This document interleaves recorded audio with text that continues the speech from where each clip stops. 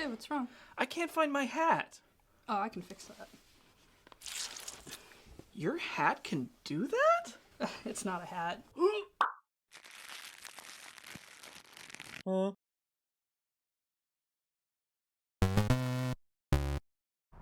So it is 7:30 on a Sunday morning, and you might be asking yourself, why, Graham? Are you awake at 7:30 on a Sunday of a long weekend, no less? Excellent question. It's because I'm waiting for Ian to pick me up. Now, why is Ian picking me up? That's an excellent question also. Good morning, Ian. Good morning, Graham. Well, I think I'll let Ian explain.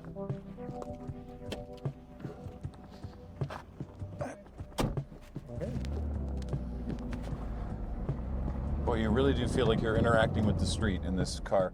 Where are we going? We're going to the Wandafuka Recreation Center Public Library parking lot for the West Shore Victoria Swap and Shop. It's a swap and a shop.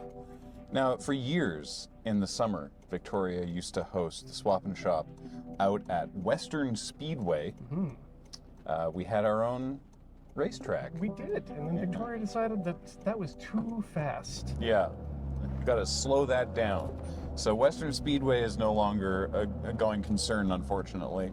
But the Swap and Shop yet lives on. And I haven't been to the Swap and Shop, I would say, in over a decade. At least. Very excited to give it a try. And then 3 years of ongoing life happened, and now it's back. It might have just been one summer, you know? It's hard to remember. But a friend of mine and I and James also used to go out there sometimes and just, you know, look for stuff. And now why is this myself and Ian going to the Swap and Shop? Well, because we were discussing what would be an interesting thing to do for a video for Loading Ready Live. And Ian suggested, well, why not the West Shore Swap and Shop? And everybody said, oh, what a great idea. And then we said, great, who wants to do that? And only Ian and I wanted to get up at 7:30 on a Sunday, and even wanted to as a stretch. But here we are. Now, do we have a goal for today? Whoa. Is there something that we're trying to find? I'm gonna try to find something, honestly, that I'm not upset bringing home. I appreciate how low you've set the bar. Oh, believe me, I've spent a very long time recently trying to get things out of my home. Yep. So bringing something in is a huge decision. I mean, similarly, we're about to move moon bases at time of recording. And James and Kathleen especially have been putting a lot of work into various parts of the moon base, Matt Jordan helping out with the prop room as well, to excise things. But what if I bring something to add to the moon base? Like a piece, like something decorative, you know, whether it's intended as a piece of decor or if it's just a neat object, you know, something to live in the new moon base where we'll have more room to fill with trash. Sort of a housewarming present. Yes, exactly. All right, yes. I'm going to look for some kind of Moonbase Mark 6 housewarming present. I can get on board with that. There it is. Swap, shop, market every Sunday. 8/12. Swap, shop, market every Sunday. Small car parking.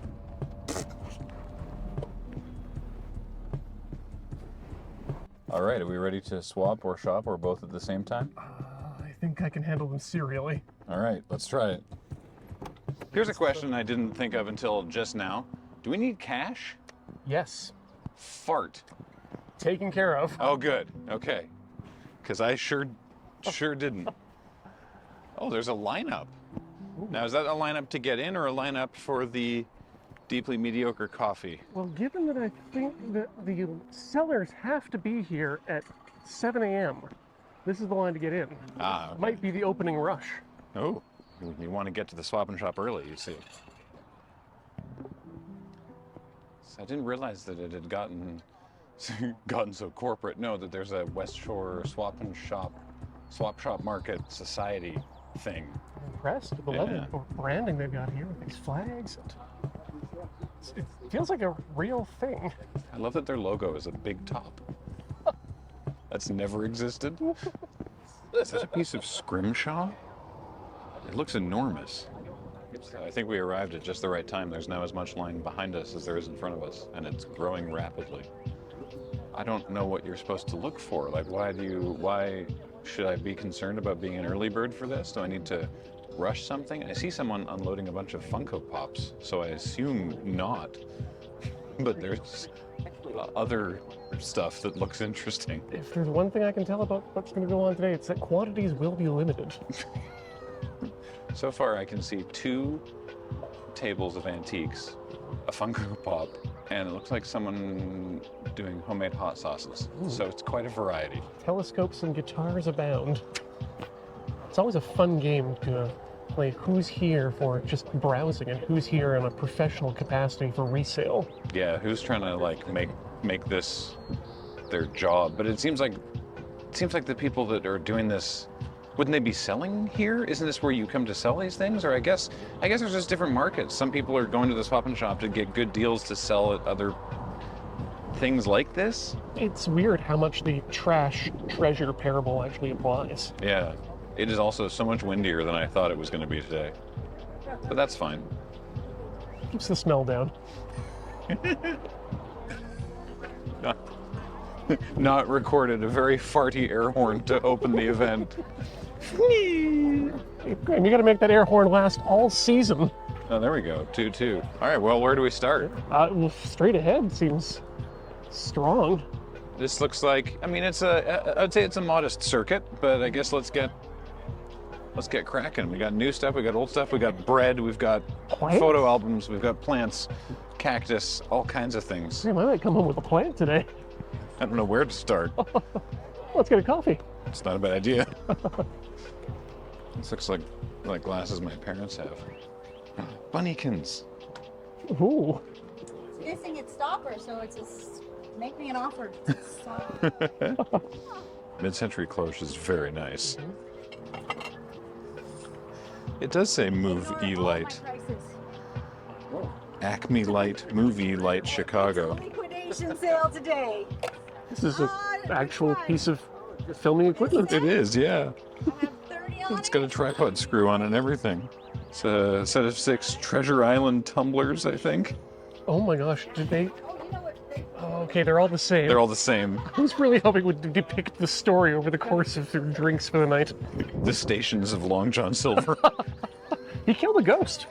Good for him.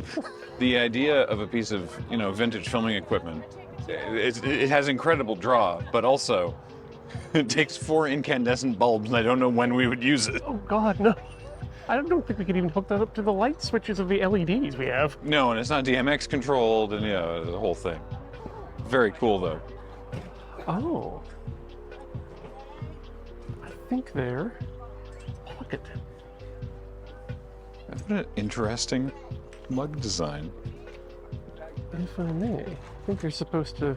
Oh, am I holding it backwards? I Oh, think- that makes more sense. Yeah, so that you get more of the warming effect. I see. That's really cool. I like that. Here, there's a typewriter on the ground I noticed that seems like in pretty good condition. A typewriter. Yeah. Full-on Remington typewriter. Ooh. You can tell that this is a vintage typewriter because it doesn't have the exclamation point. When was the exclamation point I introduced? don't know the exact date, but the way you used to make them was by typing an apostrophe over top of a period. You type the period, and then backspace over it, and then put an apostrophe, and that's how you get exclamation. Today I learned. Hey, you found the blind boxes. I found a single space marine. Are these the dust bunnies from the big comfy couch? Okay, I thought so. Well, I thought I recognized them from somewhere deep in my childhood memory. Yeah, holy moly. I love the dichotomy between the big comfy couch and Space Marines. It's the collaboration that's been waiting to happen. That's a lot of minifigs. Holy crap. Lego time. classic Lego sets here. They're just in these 3 binders at the front. Everything's on storage underneath. We've got Pokemon cards on this side. We've got mystery cards. We've got Star Wars collectibles on this side. And we've got artwork on that side by yours truly. Sweet. If you have any questions, feel free to ask. All right, thank you. I've always wanted to know how. What is a meat shredder? Sorry, a meat shredder? Meat shredder. How does this work? I unironically do need a meat shredding solution, but I have no idea what that is, and it's so lightweight, it can't be that amazing. No, probably not. Hard to find reviews on things you find at the swap and shop. An unbranded meat shredder, yeah. There we go. Do we need a life preserver for the new office, do you think? In case, in the event of a water landing? I mean, we do have at least that one crap shot we want to do that needs a life preserver. That's true. Ian, there's a Rubbermaid bin full of miscellaneous nonsense labeled 50 cents good stuff. The fact that there are so many people in this booth gives me high hopes for something really interesting here. All right. There's a whole motor. Ooh. No batteries on Dr. Fart right now. What is this? What is that? This is from Robotech, the 3rd season, which was from Genesis Climber Mospita, originally in Japanese. I knew you would know. This is some vintage stuff. Yeah, well, 1985 says right there. Wow. Edmonton. You get that away from me.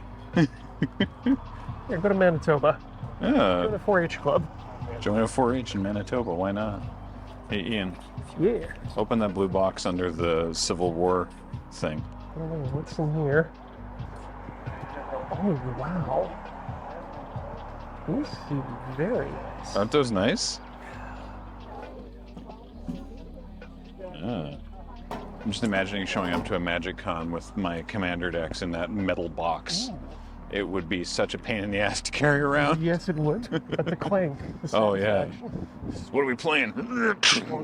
Soldering gun? Ooh, that's a Weller. That's a fancy one. Actually, that staple gun looks really cool, too. This is a really nifty little tool shop here. I know Alex is always in the market for used tools to refurbish. I appreciate the scale of this box cutter. This thing's enormous. Have the mail time packages been getting that difficult? I bought a pointer because I thought it would be a good prop. You can point at something. Point at things. Also, it's magnetic in the end, so you can use it for picking up things that are magnetic. This has been Graham Justifies a $2 purchase. Thanks for playing along. This is Pokemon cards on a scale I've never seen. It's the mixture of what is considered vintage is giving me some real whiplash now. Or maybe just what is collectible, but just seeing, a Royal Dalton Bunnykins plate right beside a Minecraft strategy guide is really messing me up. There's something that you're looking for in this pile of stuff? Something I not only just looking for, but didn't even realize I needed until today. Which is what? It's not the Gundam. I'm wondering how much you want for this little. Do like $5 on that one? Let's do it. Can you break a 20? Unfortunately. Yeah. Oh yeah. Great. I didn't expect to buy anything, but I also didn't expect to finish a collection. From what era is this? What is it? This is a Fisher-Price astronaut lady who is part of a set of astronaut man, astronaut lady, and I'm going to say a space shuttle that lights up and makes a lot of noise, and the parents take the batteries out immediately. Point is, haven't seen the female version since I was probably 7? Cool. So many different eras of plastic nonsense.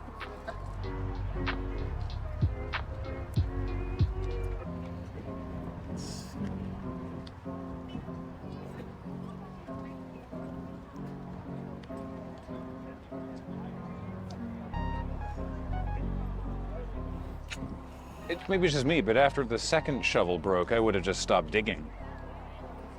What's over here? Comics. Comic books? In fact, we have a copy of Grendel. Grendel? Ooh, and Magnus Robot Fighter 4000 AD. Oh my god. Oh man. All right. PS3 era video games. What do we got going on here?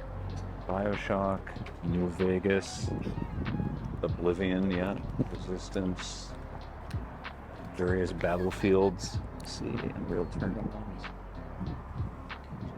Blood. Trivial Pursuit. Oh man. So yeah, we missed out on the fun stuff over here. Oh, vintage porn. Yeah, Perfect. well, also Mad Magazine Oh, okay.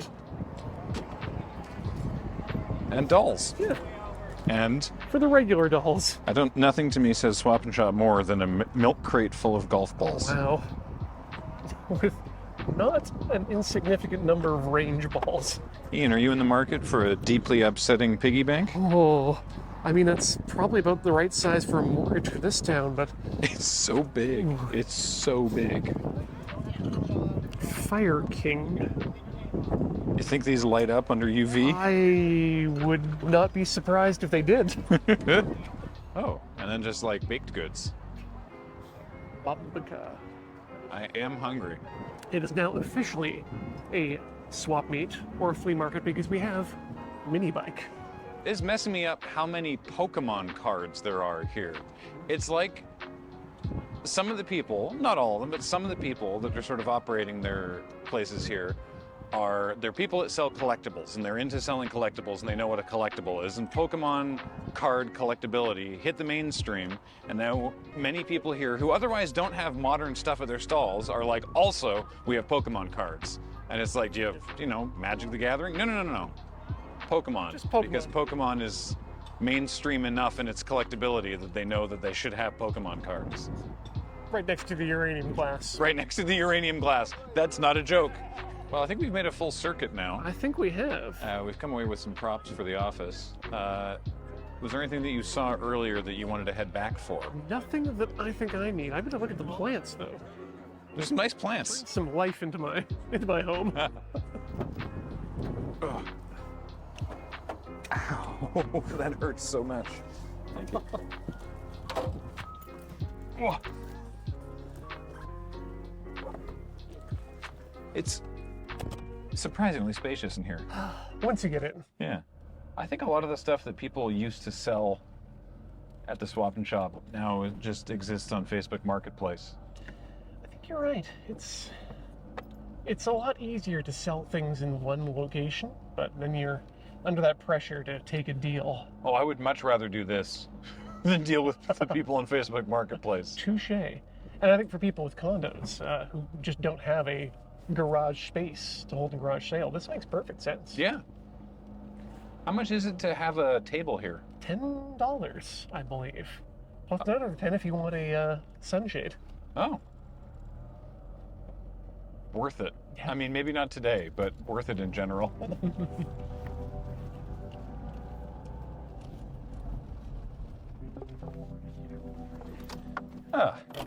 All right, well, we decided that we'd come down to the lagoon to sign off. Yes. A lovely day. Yeah, that Lovely was end nice. to actually a lovely start to a lovely end to the lovely start of a lovely day. Yeah, it was about 90 minutes at the Swap Shop market. A features film worth. Yeah, exactly. And we did come away with something for the office. It's not decoration, it's more of a prop. It's functional is what it is. Exactly. We got a horn and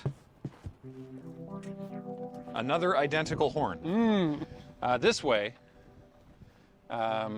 someone can announce the arrival of somebody.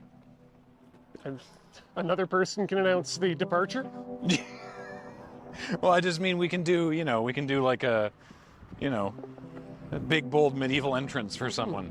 Flanked by two buglers. Yeah. The man claims that these work and he's tried them, and I'm not going to test those now because these have not been cleaned. I believe him, I believe him. but I do not trust him. No, I'll work on my embouchure before I give it a shot. I also got, for me, some teak napkin rings. They were $5. Oh, and some BC Ferries Hot Wheels cars that they used to sell in the gift shop on the ferry because I went, oh, these are funny, and the guy went, they're $1. And I was like, well, At this point, we're obligated. it's 25 cents a car at that point. He was just keen to sell stuff. I like that there was people that were just keen to get rid of stuff. They didn't want to have to put up with it and carry it home. Yeah. So, I don't know. Do you end up with anything interesting? I got a pin that says I'm the president. I believe it. I believe it. The pin wouldn't lie. Yeah. So yeah, that was a fascinating time. It is windy, as you might be able to tell. Yeah. Thanks, wind, for supporting me in that. But that's it. We did the thing. We went to the swap and shop, and we bought some stuff, and now we're done. We swapped, we shopped. Yeah. Thanks for watching. Cheers. Sunday, every market shop swap.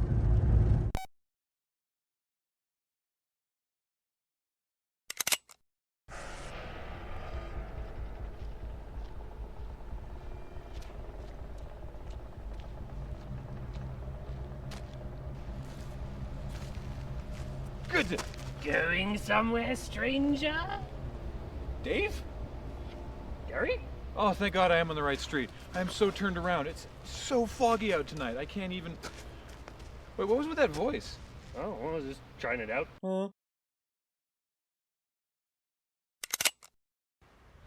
No, no, no. This is all wrong. Look. First, put one of these on. Next, mix in some local foliage. Get this netting on your gear. And finally, mud, face paint. A little over there, and there. There! Carry on.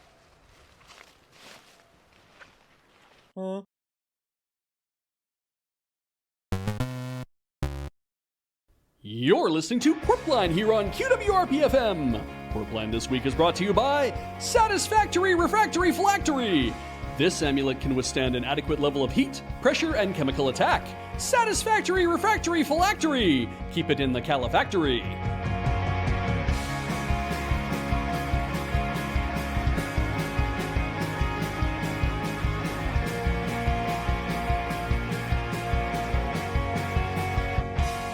Good morning, Innsbruck. It's Big G Money here with A Train. How's it going, Alex? Feeling off center, but on axis. Well, I hope we can split the difference. My mechanic said that might introduce wobble. Well, try to avoid highway speeds, I guess. And the same goes for all of you wonderful people out there in scenic Innsbruck.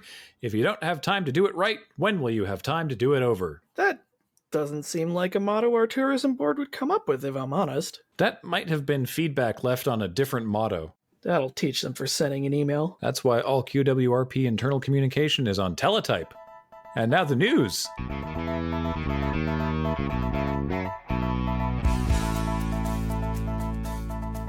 In breaking news, the town hall is losing yet another member of its senior staff. Oh my gosh, is Silas finally going to open his cocktail bar? Edith, why would someone opening a cocktail bar be a breaking news item? It's not just any someone. Silas is the mastermind behind the Belgian tickler. Well, your ticklers are safe. Oh, I always use a dental dam. Because Innsbruck City Planner Tasman Funt, Jesus Edith, has resigned in protest after Mayor Dick Thurpston unilaterally approved his controversial amendment to the city's Fences and Hedges bylaw. Hold up. As a result, tonight's public consultation is now cancelled, but the Innsbruck New Dystopiary Club is vowing to continue their sit-in. Funt's last act as city planner was to declare her former office a city park, allowing the New Dystopiary Club to use it as a coat check. As a reminder to our listeners, it is now illegal to have a fence or hedge higher than 3 feet if it is within 600 meters of the mayor's lenticular particular funicular, or if the hedge in question has been styled into a topiary that depicts, quote, a man, beast, reptile, or creature from beyond the stars. That seems needlessly wordy. The council has also passed a resolution banning Yucatan Stan's Mountain Man Slam Can, specifically the Gobi gas flavor, deeming it a danger to children. In what way? It's, quote, all natural. It's also, quote, a surprisingly effective method to boost combustion in modified street racers. Ah. Innsbruck youths have been operating a popular network of ride shares and have started using Gobi gas in their cars to decrease the time between fare pickups. Oh man, now I won't be able to wake up, hop in the back of some kid's hooned out jalopy, and get to work in under 35 seconds. If you clench just right, you don't even gray out from the G-forces. When reached for comment, Taxi Union Representative BD Joe responded that they are disappointed in Council's decision on the ban, and that, quote, chopped and dropped will only get you so far, we still need that go-go juice. What's even in that stuff anyway? According to the label, ginseng, taurine, and octane. Octane? What does that taste like? Guarana. I didn't need to see your adenoids, but... And in a flash of parliamentary brilliance, Dick Thurston has unilaterally passed his own version of the recessed bike lane bill. According to Hansard, the lanes will be triple-decker to make the most efficient use of our city's arterial system. After his refusal to take questions from the media, Dick made this statement as he fought his way out of Town Hall. You plebs cannot grasp the brilliance of my design. It confines those loathsome velocipedes with the same kind of human excrement they so closely resemble. And in an effort to be fair, I've given them a grate above the sewage upon which to ride. You churls have been screaming about bike lanes for years, and now that I throw you a bone, you have the gall to raise your fists at me. There's no pleasing you! More on that as it breaks. It seems pretty broken already. But for now, we have with us in the studio Ball Hinckley, who has been weirdly insistent about talking to us, and we finally gave up. Thanks for your persistence, Ball. Yeah, I'm an old man, Graham and Alex, and I don't have much time left. Oh my god, are you dying? I am, Graham. Dying to tell you about all the savings you can get this weekend at Ball Hinckley's Raymond's Talc Barn. Oh, thank god, you. That's right, Graham and Alex. I'm unveiling a new collection of powders and bespoke dusts. I'm titling it Hallucinations of Innsbruck. You know what? Been there. And you could be there too, gentle listeners. Just come on down to Ball Hinckley's Raymond's Talc Barn this weekend and rummage around through my particulate matter. Evocative wording, Ball. Anything else you'd like to add to your free commercial? I've got everything on deep discount. That's right. I'm talking up to and including, and in fact, only 90%. 90% off? Indeed, Graham. I only had so much room on the sign. But 90% off means that you can come put on 100% pure cat dander. I've got it in original, extra fine, and fancy grade. Love me those fancy grade allergens. The new scents also include extra chunky, silver lining, face of God, wet sidewalk, paraffin dynasty, and my new favorite, neglected knickknack. Do you still have a mixed up ladder? Oh, you bet I do, Aldersman. I never retire classic. What does extra chunky smell like? You ever sit in a new car that's 6 months old and needs its first vacuum? That's not a new car. No, but you've painted an evocative picture. Cross that with a crying child in a parking lot. Now, Ball, you insist on referring to yourself as an artist. What inspired you to create this many scents all at once? Well, you see, Graham, I noticed an uptick in the amount of powders showing up in my warehouse and realized I had to share my bounty with the good people of Innsbruck. Plus everybody ordering off my website, ballhinckley'sraymondstalcbarn.dust. Ball, at the risk of continuing to talk to you, what do you mean by appearing in your warehouse? That seems suspicious. I agree, Graham. It's almost as suspicious as the multiple pipes that appeared above the powder piles. You have new pipes in your building. What do they look like? Hey, they're cast out of copper, three-quarter inch flange. Yep. I have the very same thing. Everyone has the same thing. That's the problem. Are you saying that the secret pipesman's pneumatic tube system that Lorna told everyone to use as central vacuum terminates in Ball Hinckley's Raymond's Talc Barn's warehouse? Or to put it more succinctly, all suckholes lead to balls. Thank you, Michael. It was my pleasure, Graham. I wonder how I was getting all them powders for free. Well, as stupid as it is, at least you want all that dust. I beg to differ there, Alex. I'm an artisan when it comes to dust, and I'm very particular about my particulates. You see, the root word of powder is power, and there's a lot of power in all that dust. That's not true, but what do you mean? It's basic economics. What, like supply and demand? Exactly. The city of Innsbruck supplied me with all the excess dust, and now this weekend I demand you come buy it back. Ball, what if I don't want to buy back all my mold spores and cat dander? Y'all ever seen a dust explosion? Well, the talc barn's getting real full, and y'all better come on down to Bald Hinckley's Raymond's Talc Barn this Saturday and get something while it's on for 90% off, or else we might see half of Innsbruck go up in flames. Is that a promise or a threat? It's basic physics. Well, you heard it here first. This Saturday, everyone go help drain balls. And if you buy 5 powders, I'll throw in a 1 kilogram grab bag. What's in the grab bag, Ball? Sand. Well, thanks, Ball. It was a pleasure. Don't say things you can't take back. Speaking of things that are dry and ubiquitous, we go now to Richter Hammock Slam up in the QWRP Traffic Quopter for an Innsbruck traffic update. How's it going up there, Richter? Graham, I told you about my psoriasis in confidence. That's why I asked for a secure channel. You know we don't have the capability to give you one of those. And that's why I keep requesting one at every budget hearing. Regardless, last night, while scanning the airwaves, I was presented with a videogram pleading for my direct involvement.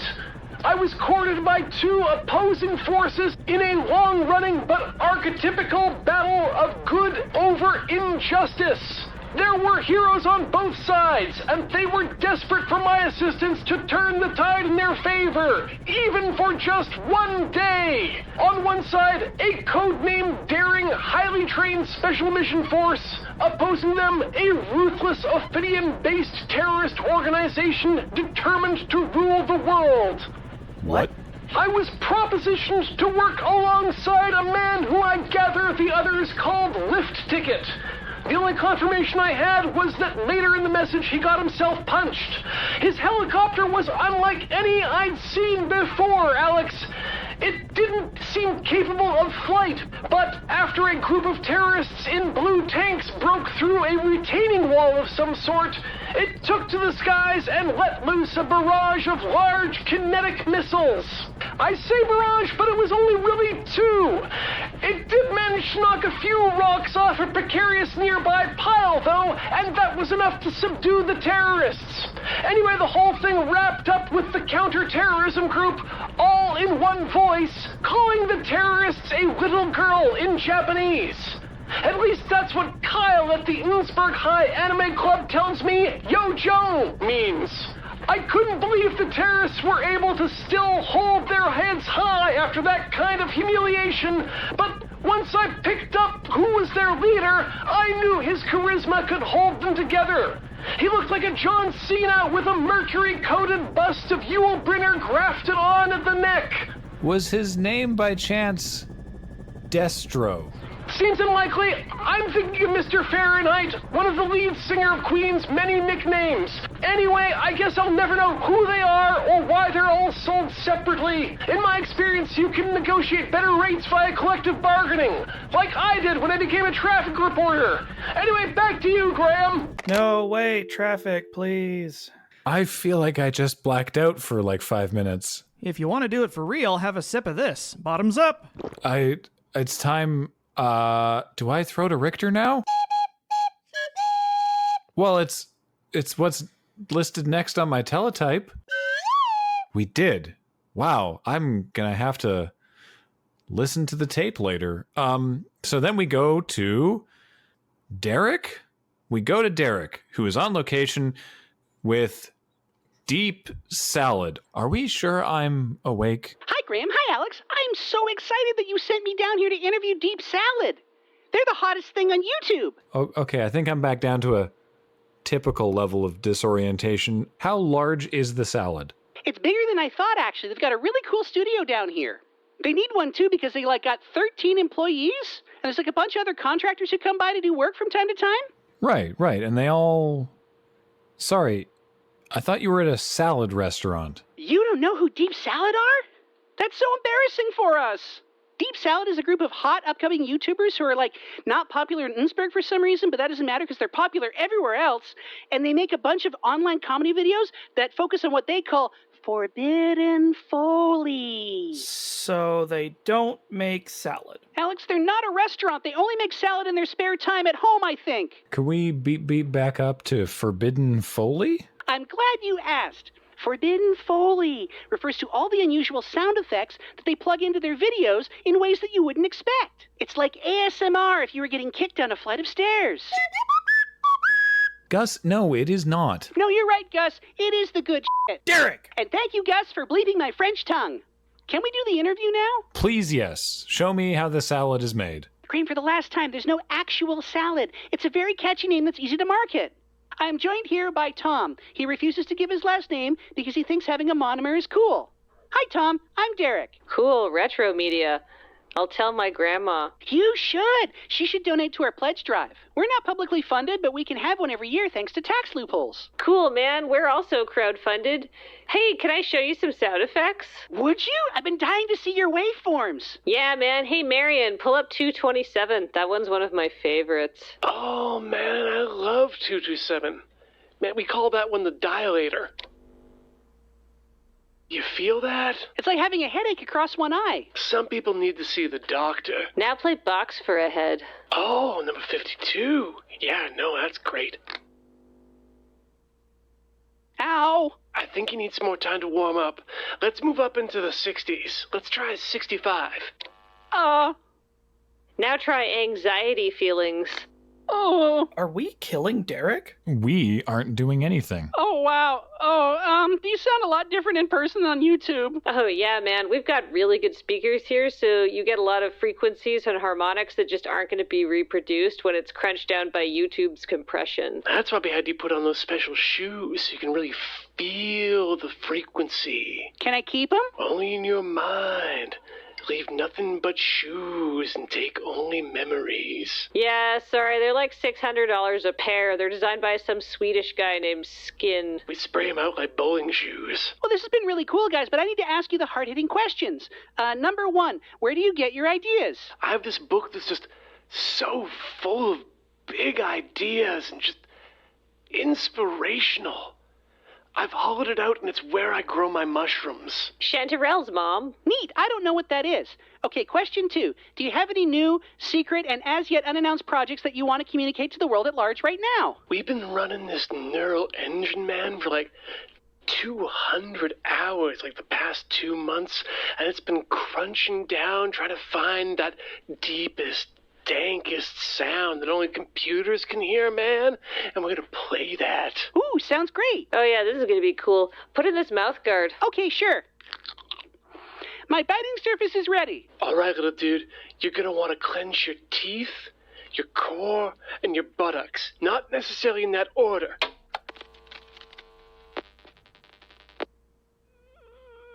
Alex, do you hear anything? Just the sound of us definitely killing Derek. Do we have liability? Hey, Derek. Yeah? Are you okay? It's okay, guys. I have a mouth guard, and I'm clenching all the muscles that they told me to clench.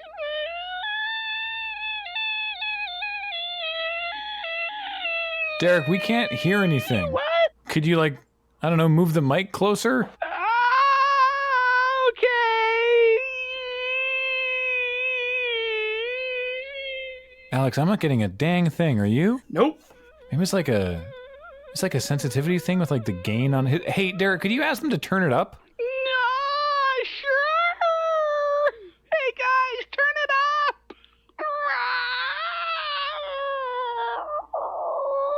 Hey, why are you making these noises, Derek? It's really strong. I've never seen such a perfect sine wave before. He's like a human tuning fork. And done. What do you think? Wasn't it life-altering? Hey, Derek, we didn't get any of that on our end. You want to get him to play it again or something? To be honest, no. But I'll do what I can for the honor of QWRP-FM. Wait, FM? Frequency modulation isn't built to carry our caliber of sounds, dude. It just won't show up on the other end. Yeah, we're like a John Cage cover band to your listeners. Wait, you guys didn't hear what I heard? We heard a sound like your soul escaping. Guys, maybe it would be okay if we just called the interview here. Can I just go to the plug? I thought that's why you were clenching your ass. Gentle listeners, you can find Deep Salad on the internet. They're at deepsalad.com. Their store is etsy.com/deepsalad. They have a YouTube at youtube.com/deepsalad. And you can crowd their funds at indienono.net/deepsalad. Can I take this mouth guard out of my mouth now? Oh, yeah, and since you bit most of the way through it, Please feel free to keep it. It's a gift. Sweet, free deep salad branded mouthguard. It's just from the kitty corner. My bones hurt. Graham and Alex, back to you. Thanks, Derek. Sorry about the bones. I kind of want to hear this sound.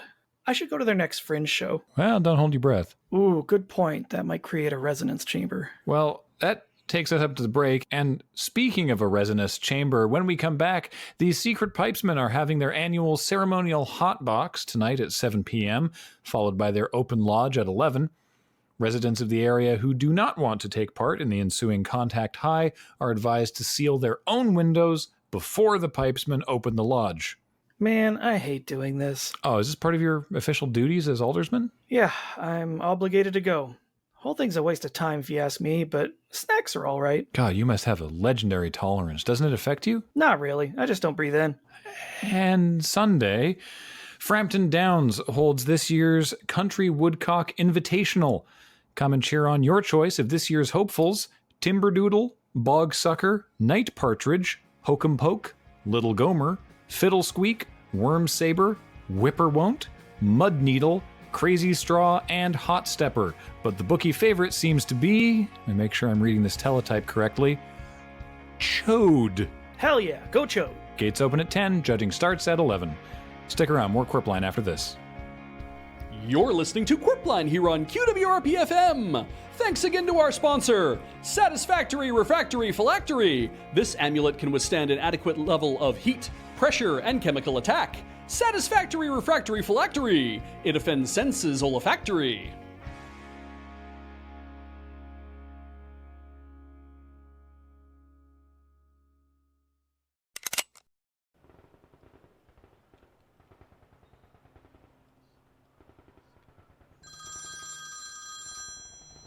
Hello?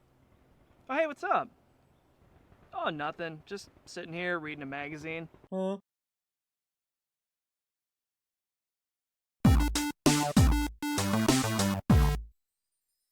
Graham was dead to begin with.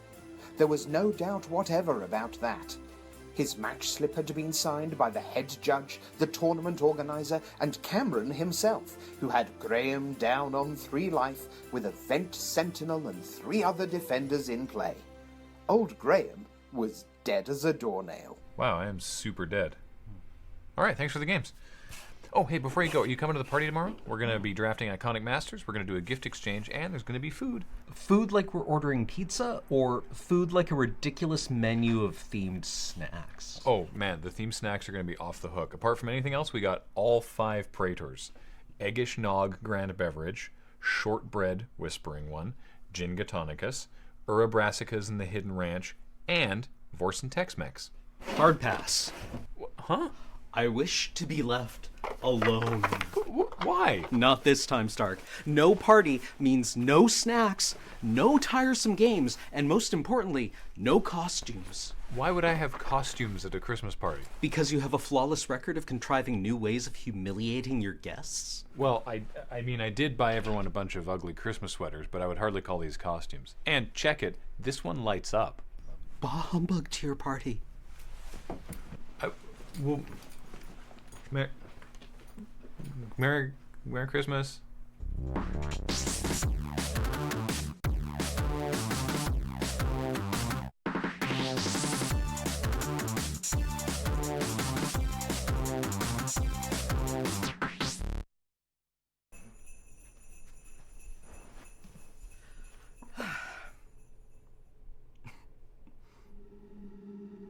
Cameron! Graham!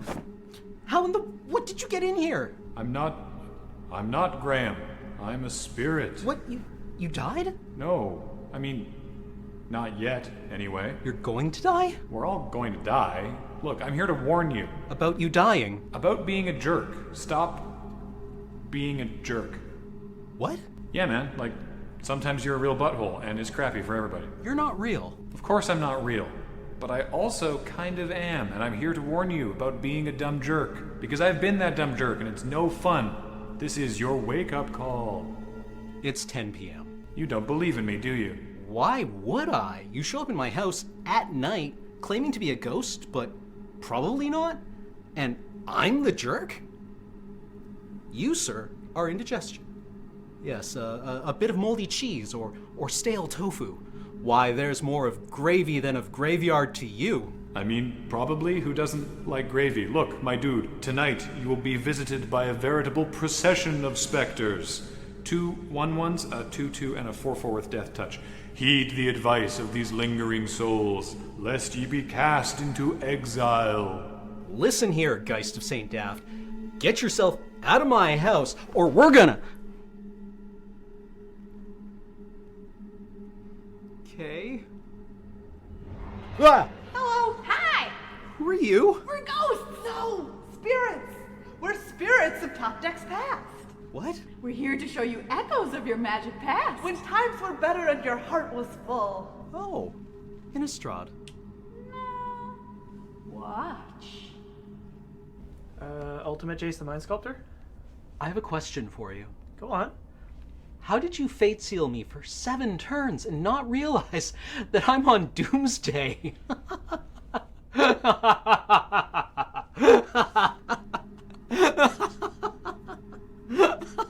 Oh, that was the day Alex got out of blue. He traded me that chase for a playset of lava spikes and a heavily played Rift Bolt. I think we made a mistake. I agree. Memory misfire. Oh well, easily fixed. On to the next one. Activate Soulfire Grandmaster. Please don't.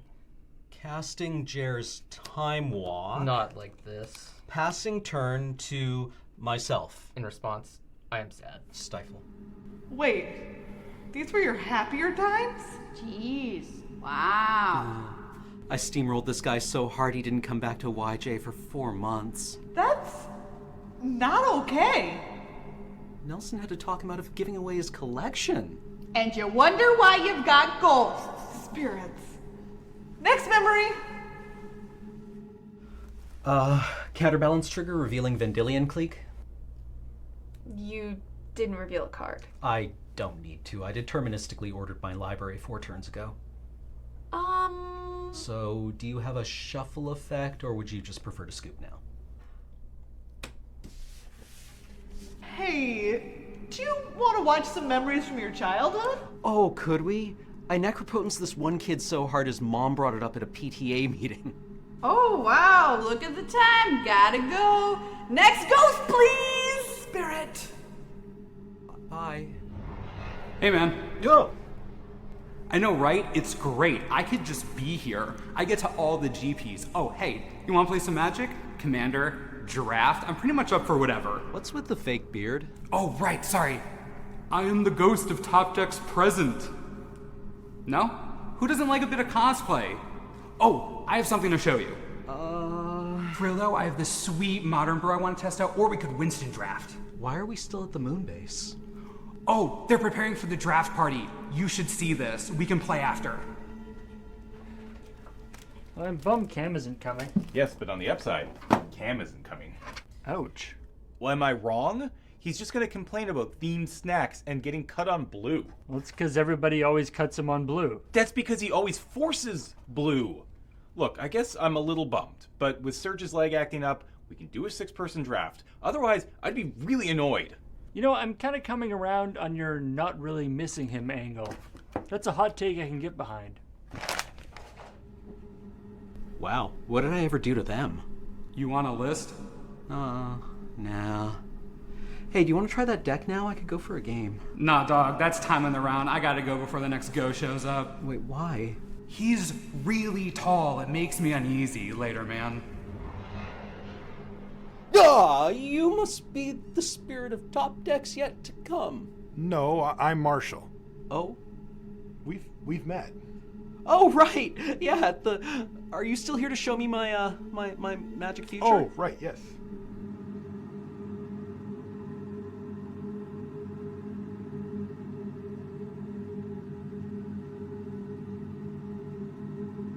What is this? Next year's Boxing Day draft. Why aren't they drafting? The empty seat at the end of the table. Holy crap. Did somebody die? Wait, where am I? Did I die? Am I gonna die? I mean, we're all gonna die. I don't know why you're so obsessed with that. Anyway, no. In this moment, you're simply not there. That's your seat, but you've stopped showing up. Without you as their 8th, they can't fire the Boxing Day draft. I'm a monster. Oh, come on, they're gonna get bored and start cracking packs. How can I fix this? Spirit, Marshall, how can I make this right? I don't know, man. Maybe stop being such a wad all the time? Cameron awoke, and the bed was his own. Best and happiest of all, the time before him was his own. You there, boy! Hi, Cameron. What day is it? Thursday? Then I haven't missed it. No, it happens every week. Do me a favor and go to the grocery store. Buy me all the themed snacks and bring them to draft night. The Dirkwood butter tarts? The Pump Phyrexian pie and the Sarah Angel food cake? Yes, and a dozen mind scones. What about the Simic slaw? Yes, even the Simic slaw. The Simic slaw. The Simic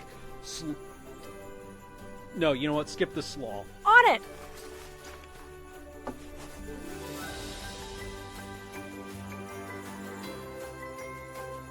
Cameron was better than his word. He did it all, and infinitely more. He ate the snacks, and even helped tidy up booster wrappers. He never had cause to see spirits again, but ran into Marshall once or twice at the occasional Grand Prix, and it was always said of him that he knew how to be a good friend and planeswalker, if any man alive possessed the knowledge. At least, for a month or two. Then he somewhat slid back to his old ways, because, let's be honest, he's a real person, and not a character from a book. But he wasn't as cranky about themed snacks, and even voluntarily played green at pre-releases from time to time, so it wasn't a total loss. And so say all of us, good luck and have fun.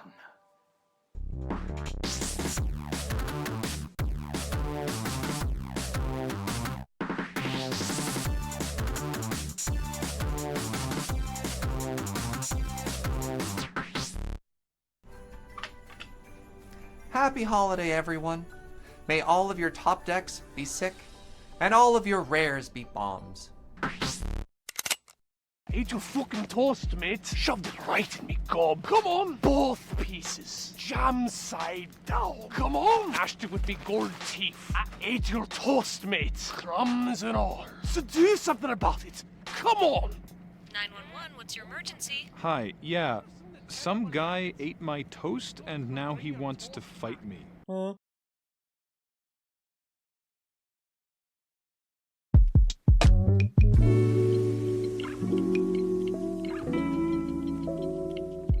It's Sunday. Bed's already downstairs. I had to come back up because I forgot some things, but also he informed me we might need an umbrella because apparently it's raining. Oh yeah, it's not just raining a little bit, it's quite raining.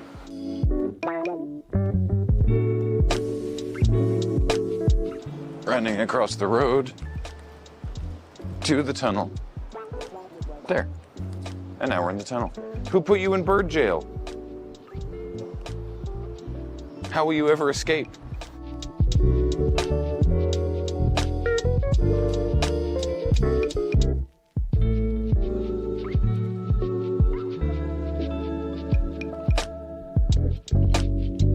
The people running the security at the convention center obviously have been repeating themselves for a very long time, and I don't envy them their job. But they also talk to everybody like we've heard them say this stuff for the past hour and a half, and we haven't. We just got here. So it's like, I'm not an idiot who hasn't been listening. You've only just told me this now. We don't actually have long at the show floor this morning because we have plans to get brunch with BDM and Gavin. But Ben wanted to check out something at the Warhammer booth, and he went into the Warhammer booth, and he's disappeared. So I don't know what he's up to in there, but I literally cannot see him inside the booth.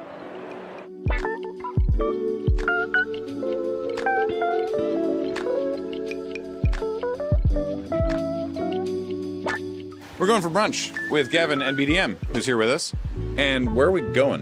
Going to Sulame's, which I don't know much about, but Becker recommended it and Nick Koss recommended it. And they are two people who've eaten a lot of great food in Philadelphia. And they said, this is where you want to go for breakfast. All right. Sounds good to me. Brian has the kind of food knowledge and opinions that I aspire to. So I think I said in the text message I would metaphorically follow you into war as far as if there was a diner at the end of it. War for waffles? Yeah. Yes, exactly. I'm all for that war, by the way. So I'm excited to try Sulimaze. Sulimaze? They'll probably tell us, or they'll just silently judge us for getting it wrong. You have to say their name as like the entrance password. Oh no. Yeah. We're ruined.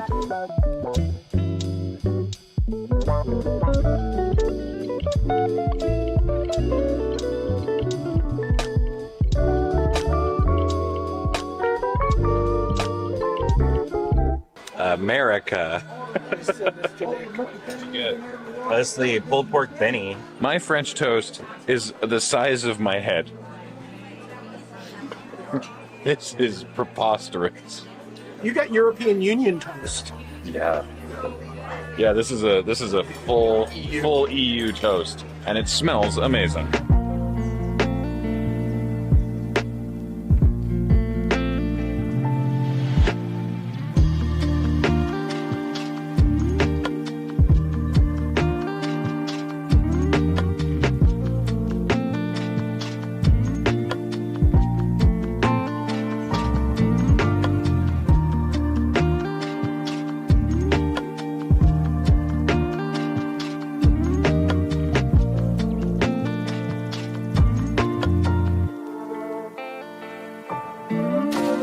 I'm realizing, Sunday afternoon as it is, that I've maybe not done a great job of showing off, like, the scale of this place or what you can expect from the expo floor at PAX Unplugged. And I've really only seen the expo floor. There's rooms of play space. There's, themed rooms. There's tabletop RPG rooms. There's classic board games. There's a huge tournament zone. I've been really sort of drilling down on what I've been doing. But I think that the experience for general attendees is probably much more involved. So, I don't know. Please accept, by way of apology, this B-roll.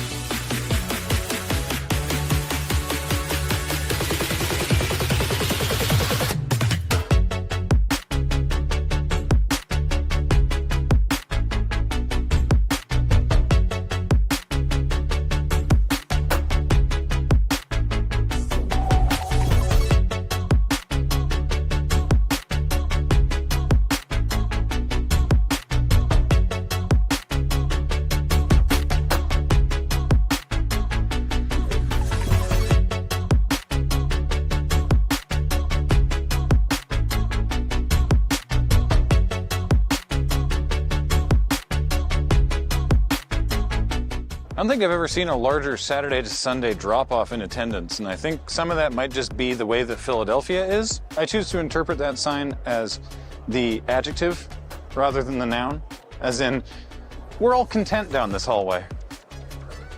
Please join us.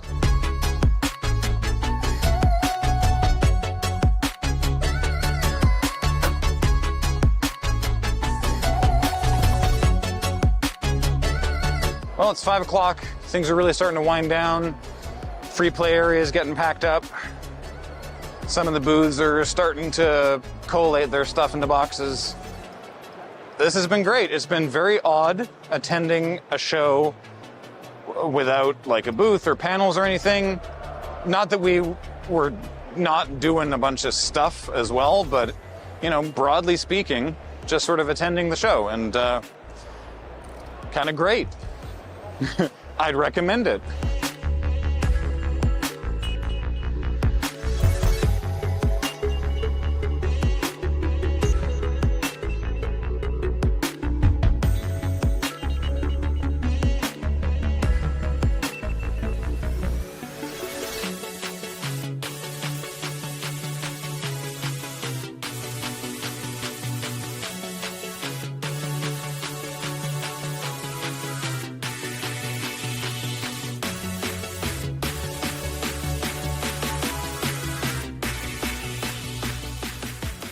And with the final round of the Omega-thon over, that concludes what are essentially the closing ceremonies of PAX, and PAX Unplugged is at an end. This is something I've been saying basically all weekend whenever people go, oh, I haven't seen you in forever, is that this, of course, is my first PAX of any kind since East 2020. You know, for a variety of obvious global and personal reasons. And, you know, it's nice to be back. It was, PAX is a great place. It's a very friendly and welcoming show, and Unplugged potentially even more so than others. And they're already starting from a very good place. So, yeah, this was a delight. Thanks, everybody, for being awesome this weekend. Thanks always to the enforcers.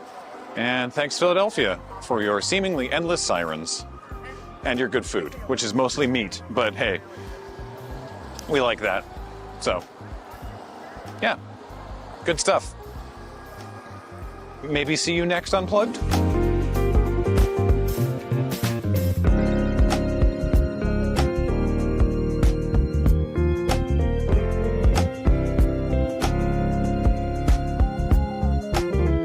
Hey Graham, hey Ben, it's late. Why are you outside? Great question, thanks for asking. Next question, goodbye. Yeah, goodbye. We were sitting inside musing what to do for dinner, and I wanted pizza. Yeah, Ben wanted pizza, and I was like, yeah, that sounds good. Hey, wait, I heard about a pizza place that we were supposed to check out. It was Angelo's Pizza, that's what it was. Who told us that? BDM told us about Angelo's Pizza, of course.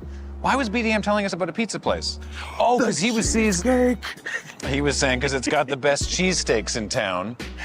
After this whole weekend, we almost didn't resolve the main plot line of our, or the through line of our story. We are narratively required to get a cheesesteak. Now, that place closed 10 minutes ago. But if you remember John, fuck everybody, the random Philadelphian who inserted himself into the vlog a couple days ago, he suggested D'Alessandro's and another local Philadelphian from down the table. Someone just gave him a thumbs up from over there. yeah. All right, so that's where we're going. It's only a 20-minute car ride away. Yeah, I'm excited. This has to be it. You get one last shot, Philly. This is the end, man. What tell you? You make it worth. And if not, we're going for, I don't know, fucking McDonald's, I guess. You can't. Don't tempt me, Frodo. Look, worst case, we could always get a quick M. More ramen. A QQM. A QQM. There's just no more art. Art's dead, man. So it happens when you keep cutting the funding.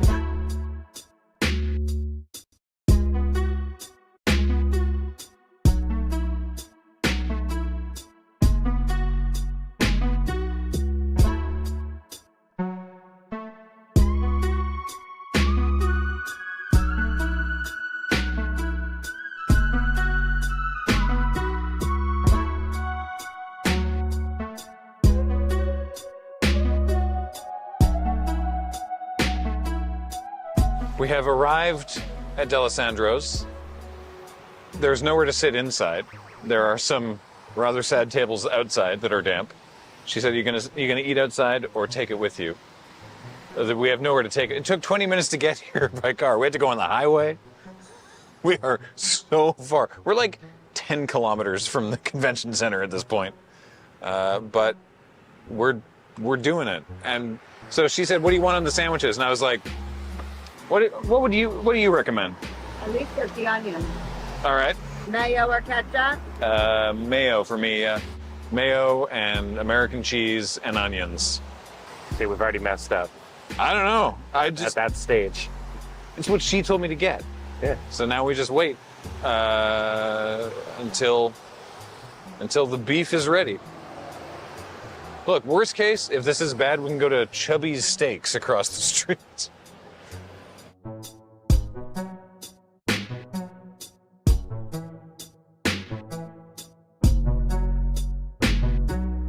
Chris R. Mike B. They have a robo-voice reading out the customers that are ready to pick up. John H. Thank you. Please only stand in the pickup line if you're willing to go. If you're not sure, please check the screens. See, I'm going to be very delicate with anyone from Philly this evening because earlier today, the Birds were supposed to go and they didn't go as much as some people from Philly would have liked, to the tune of the Birds. The 49ers won 42-19, so the Birds maybe could have gone a little more. They could have flown a little higher. Yeah. Or maybe they flew too close to the sun. Maybe. Yeah. The point is, I'm not going to be giving anyone from Philly shit about their cheesesteaks. Yeah. In person today. Yeah, you take this L and hold it. Yeah. And we'll goof on you another day. Yeah. Whoever was driving that car was having a bad day too. Yeah. The air coming out of that fan smells like beef. I'm Graham S. D'Alessandro's is cash only, and I'm like $2 short. And the ATM that they have here is out of order. So Ben has run across the street to the Sunoco, where there is supposedly an ATM.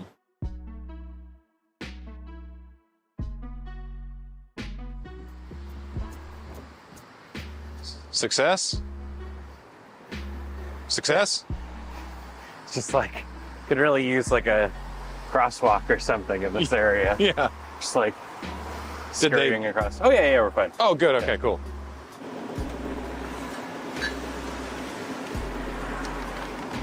Jesus, these weigh so much.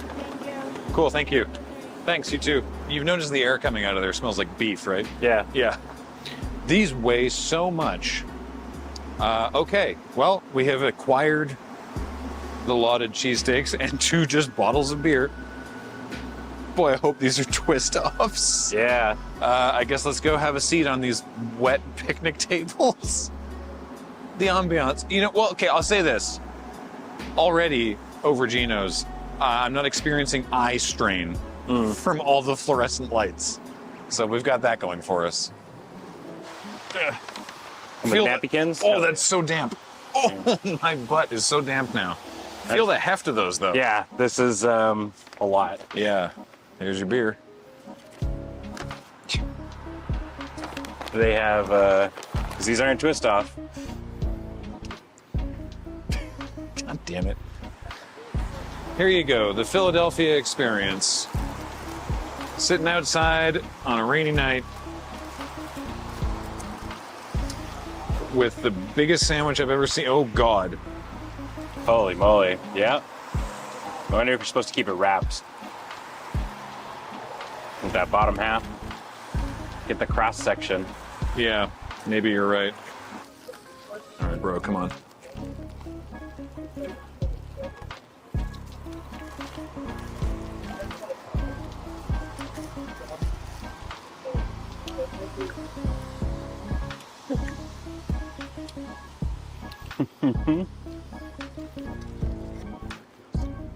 I gotta go in for another bite. Yeah, me too.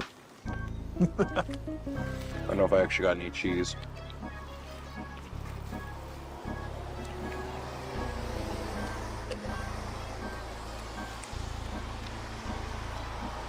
All right. This is instantly way better than Geno's. Yeah, 100%.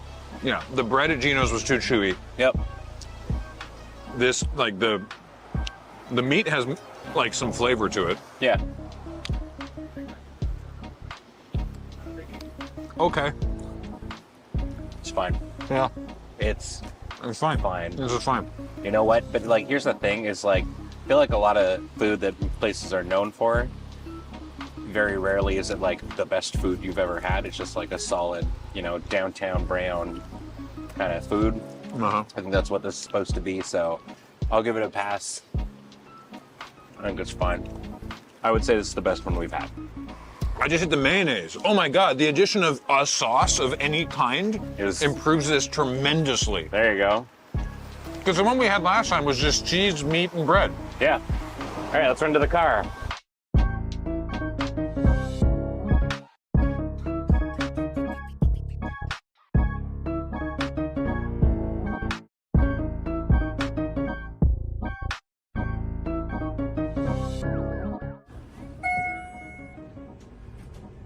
Haley's just crushing it. I don't get it. Nobody can step to this woman. She's unflappable. Hell yeah. You still got it. Damn, all right.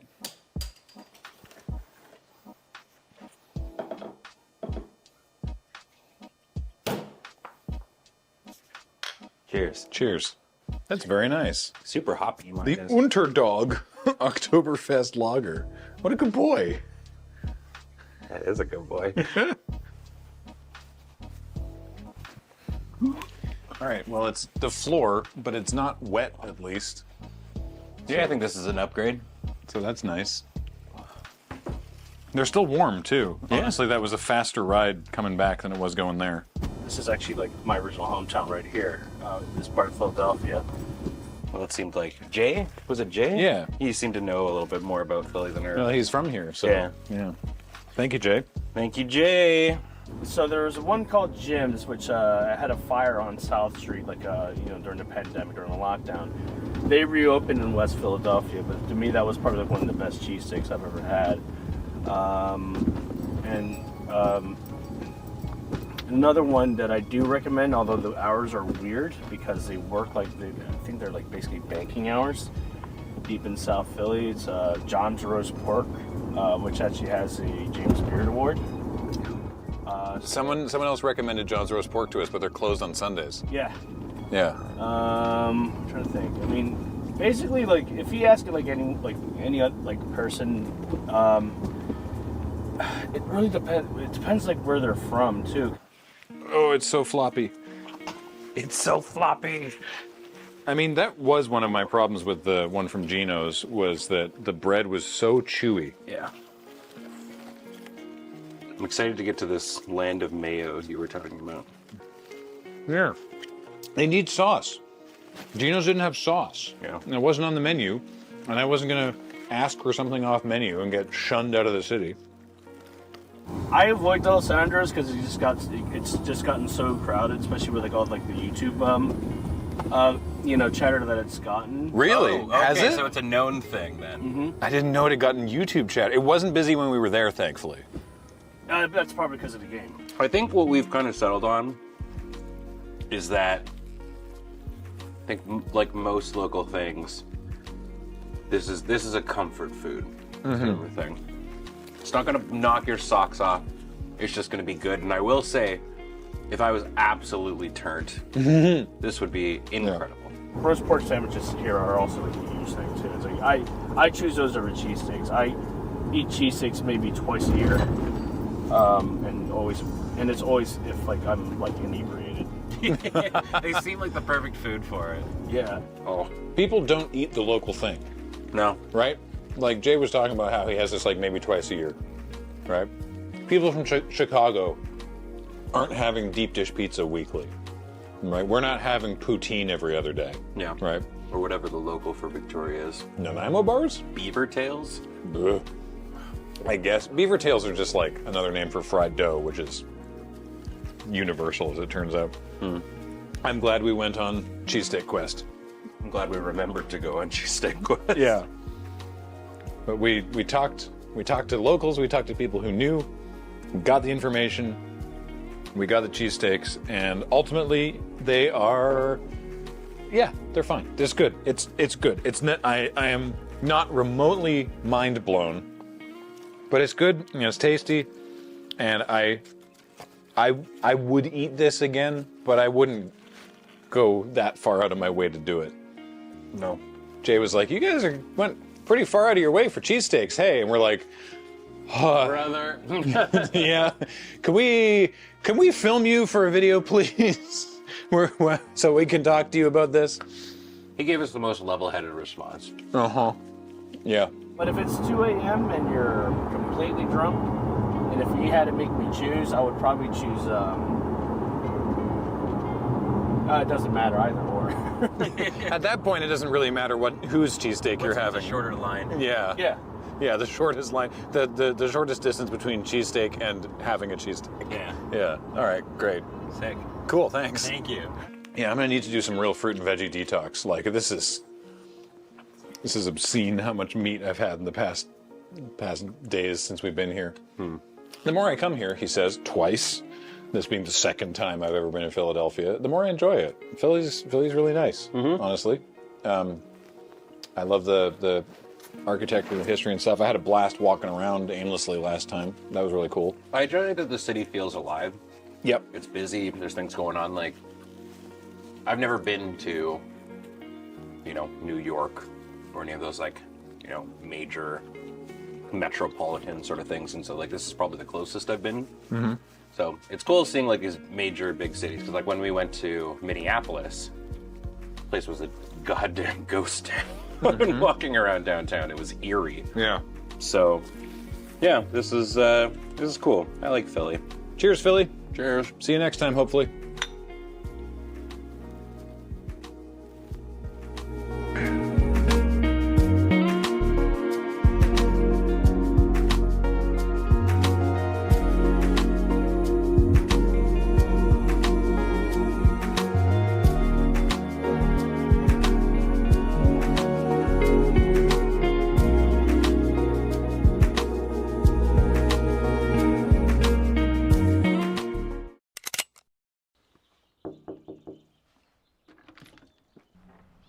Hello. Do you have a minute to talk to me about Jesus Christ? Sure. Great. Who is he? Pardon? I don't know much about him, but I've heard he's a great guy. That's how I understand it, yes. You don't happen to have any pamphlets about him I could read, do you? I suppose I could Google it for you. Neat.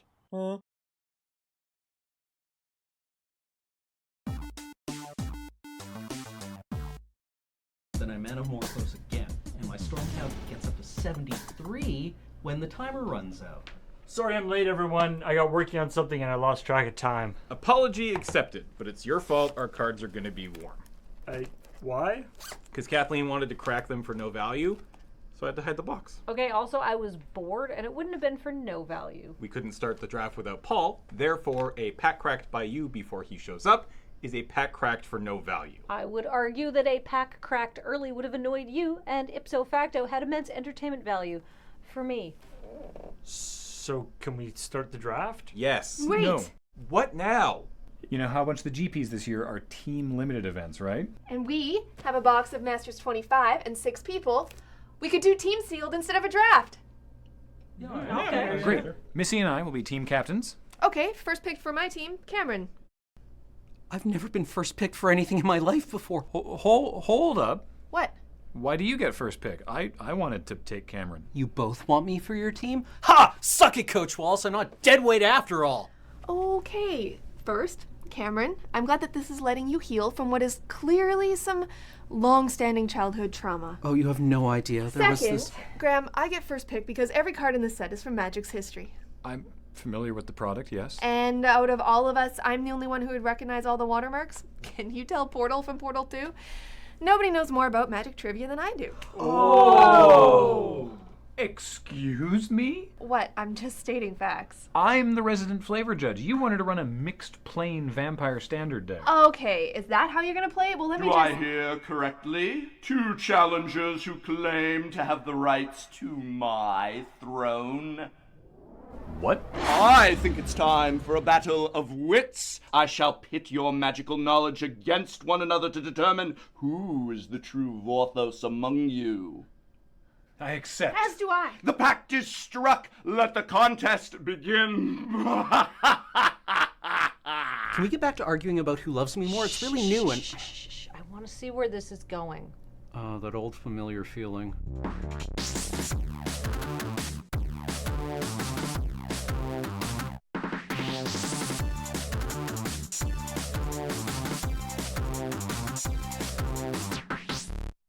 Okay, so you both have your novelty noisemakers. First person to buzz in gets first crack at each question. 1 point for each correct answer. Highest score wins. You seem less ominous now. Oh, well, it's really hard to get people to agree to this sort of thing without a little bit of pomp and circumstance, you know? Honestly, I'll do it for free next time. You just have to ask. Wait, you're not doing this for free? Do we have to pay you? Like money? Souls. Is it souls? Oh, we can worry about price later. Question 1. Many Magic the Gathering players ask the question, which Magic the Gathering set first implemented the 6th edition rules change? 6th edition? Correct! Graham is on the board with 1 point. Seriously? I figured I'd start with an easy one. Question 2. According to Gatherer, how many cards feature the artwork of Raymond Swanland? 148. What? I'm still trying to make an artist identity commander deck happen. He's got just about enough playables. And all of them spiky. Graham is correct and now leads with 2 points. Question 3. During the Wrath cycle, Karn was kidnapped and tortured by Graven. How do you torture a peaceful, loving golem? Well, you put that golem in a box that's constantly tumbling around so that he falls over. And you keep putting all these goblins in, goblin after goblin, that he squishes and kills. So many murders, so many bodies piling up day after day. Holy crap, really? Yeah, man, the old lore was really dark. The question is, what kind of goblins were they? Professor, nobody knows that. Mogs. No. The Wrath cycle? Wrathy goblins were all Mogs, bred by the Evankars. Point for Missy. Wow, the story was metal. Well, of course it was. He's the silver golem. So, Paul, what were you working on? Oh, it's an amazing new algorithm. You want to see the code base? Only marginally more than I want to watch a trivia contest, so yes. Name the mana-rich plane from which Liliana, quote-unquote, liberated the chain veil from the Onake catacombs. Easy. Chandelar. She didn't buzz. Graham, what's the creature type on Rules Lawyer? Cyborg Advisor. You didn't buzz in either. No points for anyone! No, it does have a point.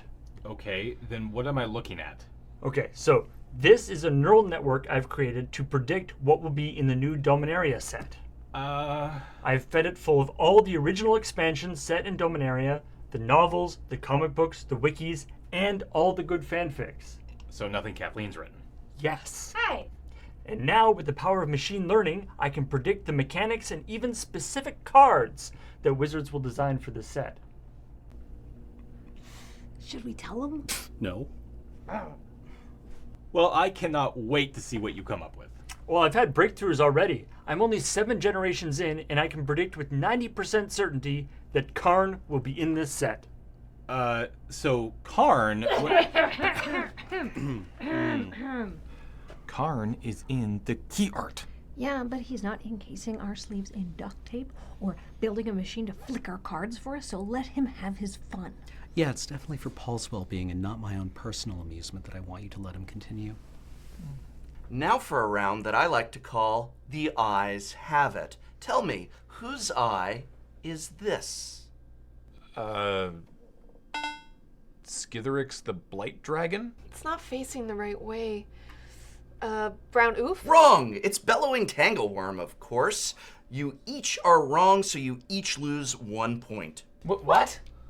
We can backslide? Why not? I made up the rules, and I like to call it goblin sliding. It seems kind of flavor appropriate, don't you think? Question 2. Whose little eye do I spy? Can I get a half point for creature type? Sure. Dragon. No. Drake.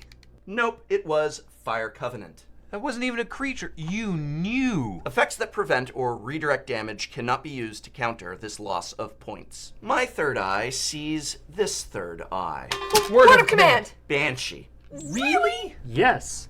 It looks like there'll be a card named Memorial to Glory that has flash and exiles a tapped creature until it leaves play. That seems wrong. Oh wait, that name and ability are actually 2 different cards, but there will be a card named Two-Headed Giant that flips coins to decide how to attack. That must be 2 different cards again. No, that's all 1 card. Well, we should leave you to it, Paul. Yeah, I'm bored of this now. I mean, that's cool and all, but it's hard for me to get excited for a new card without the art, so... But I can do that. What? Yeah, by tracking 25 years of artistic trends and applying Google's Deep Dream technology, I can also predict what the cards will look like. See? Holy crap. Okay, Paul, I think we need to put away the learning machine now. Why? It's almost perfect. Yeah, but I worry that wizards might find out, and last time they sent someone up, she yelled at me. Once again, I am too ahead of my time. I don't think that's the problem. The problem is that after 5 rounds and 3 hours, our scores are Graham at -3 and Missy at -1. I'm not sure either of you are actually any good at trivia. The questions you've been asking are impossible. Surely you agree the bigger the challenge, the sweeter the victory. Or the more demoralizing the defeat. Okay, how about one more question worth 100 million points? Whoever gets it right wins the game. What if neither of us get it right? Then there will be no winner for this trivia contest, which, given the current state of affairs, seems rather apropos, don't you think? Fine, I'm ready. Let's hear it. Who were the only 2 members of the original 9 Titans to survive the final battle with Yawgmoth? Oh, I know this. Daria. What's her face of the woods? Guff, Urza. Freyalise and Lord Windgrace. Come on, easy question. God. Why, Cameron, you are correct. So, final score, Graham -3, Missy -1, Cameron 100 million. Wait, I won? People want me? I'm the champion? Do I get a trophy? No. Don't care, I won! I won! Well, it's been an absolute blast, but I really need to be going. I'll see you both around. Hey! That's ours. Well, I did say I'd talk about payment later, and this is payment, so later! I lost.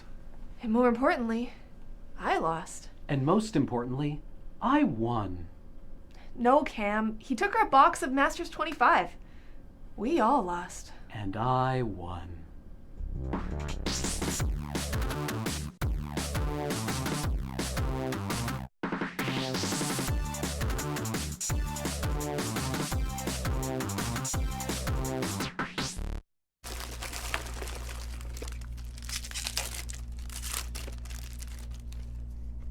This would have been so good in draft. Didn't you say you had to go? This is more fun. Why? Is it bothering you? Yes, obviously.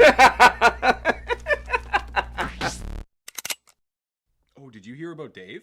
No, what happened? He didn't pay his rent on time.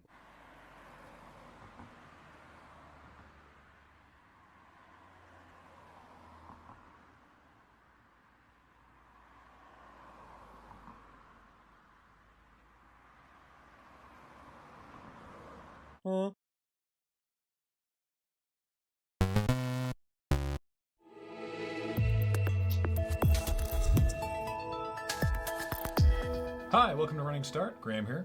Paul here. And today it's very exciting. This is a game I've played before. This is definitely one that I've put Alex through on Watch and Play. It's close to my heart for being utterly bonkers. It's close to somebody's heart. I should maybe get my heart looked at. Also, the only thing I remember about the extensive and disparate opening cutscene is that there's a character. I want to say she's an alien, and she's nude. So, heads up about that. It's time to play X-17. So here's the main menu. Let's just take a quick look at the options menu. Oh no! God no! I want more options. No, goodbye. Also, it's got a 2K resolution option. That's pretty sweet. So you can see that sweet papyrus interface text in super high resolution. Yeah, it really hurts me to be looking at this. Let's start the game. It's like stretched papyrus, too. Cool. Hey, buddy. Whoa! His face went weird there. That water went weird. He's got no eyes. Ah. Oh, he just seems to have noticed. Is that because he's possessed or just because... Whoop! Okay. That was a legitimately good... that scream was appropriate.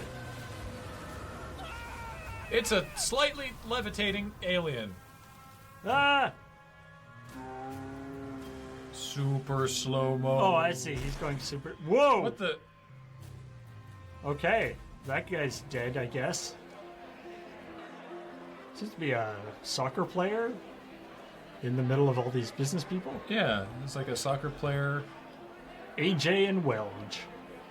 And there's this lady. Truly the Gilbert and Sullivan of the computer age. She's having a good walk around in circles. I gotta say, this game certainly has walk around in circles with one arm up. Whoa! She sort of jumped there. Yeah. This guy seems to... Hey, buddy. Why the long face? Why the mistextured nose? Whoa, what? His nose is on his upper lip and his lip is behind the strap. Oh, that's... Okay. Character modelers. This guy's having a fascinating conversation with nobody. Yeah. Hi. Nobody just apparently made a good point, and then he looped. Why, hello, Binky, my invisible friend. Yes, I am enjoying this art gallery so much. Thank you for asking. Oh, here we go. UI designer, Jason Welch. Ah, well, we know who to blame for the papyrus then. Can it really be called design at that point? UI make... Whoa! It could be called something. Is she a Cyclops? No, she has both definitely eyes. 2 eyes. They're just not in her face. Nice. Those eyes, yeah, they're just like 3 inches in front of her face. I wonder if that's what they're fighting about. You're not the woman I married. The woman I married had facial features in her face. Inside the skin. You've gone crazy with the plastic surgery, Debbie. I can't handle it. I can't help the way I was made. Oh, hey, isn't that the same guy who's on the... I miss couch? Binky.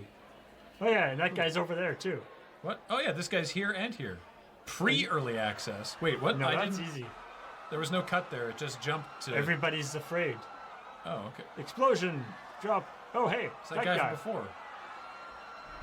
Don't let him go into slow-mo and... Turn you into a pile of red stuff. Uh-oh. What? Why am I here now? I don't know. Level, they came from outer space. Okay. That's between level 1 and 2, I think. Whoa. Whoa, whoa, whoa, whoa. Whoa! The sound design is very loud. Pretty sure that's not our recording system. I think the recording was blown out on them. Is that guy dead yet? Judging from the fact that he's still shooting at you, I have different guns. I would say maybe. I love that the the crosshair is behind the gun. Notice that everyone has become unstuck in time. Maybe that's what maybe that's what their guns do. Oh, they make the soccer player have an endless loop where he's trying to escape from the burning wreckage of a tree felling machine. Oh, that's nice. Everything's so calm now. I feel like that has no relationship to what's actually going on, but I appreciate it anyway. Okay, this isn't a very good distance weapon, so let's switch. Okay, that door just opened all on its own. Oh boy. What? That's an awful lot of weird roly aliens. Like, say what you will about these aliens, their synchronization is just fantastic. They have an amazing tactical roll. Perhaps. Oh, hey, you killed something. That guy's quite the roly-poly fellow. I missed. Hang on. Whoop! You got him, I think. This guy's chill about it. He's just on his invisible phone. Oh, excuse me, I just have to take this. Nice. Hi, Derek. I'm slightly delayed. There's been some sort of alien burrowing attack at the art gallery. I like that painting on the wall appears to be just a higher contrast version of the wall texture. Last time I saw something like this, it was in Duke Nukem's place. Whoop, hey. Oh, hey. Oh, whoop. Hi. Ah, you see what was happening here? That guy was acting as a distraction. He was like, watch me spin, watch me spin. Well, the other guy was sneaky up on you. Do you have a melee attack? I don't know. You just like walk up to him and punch him?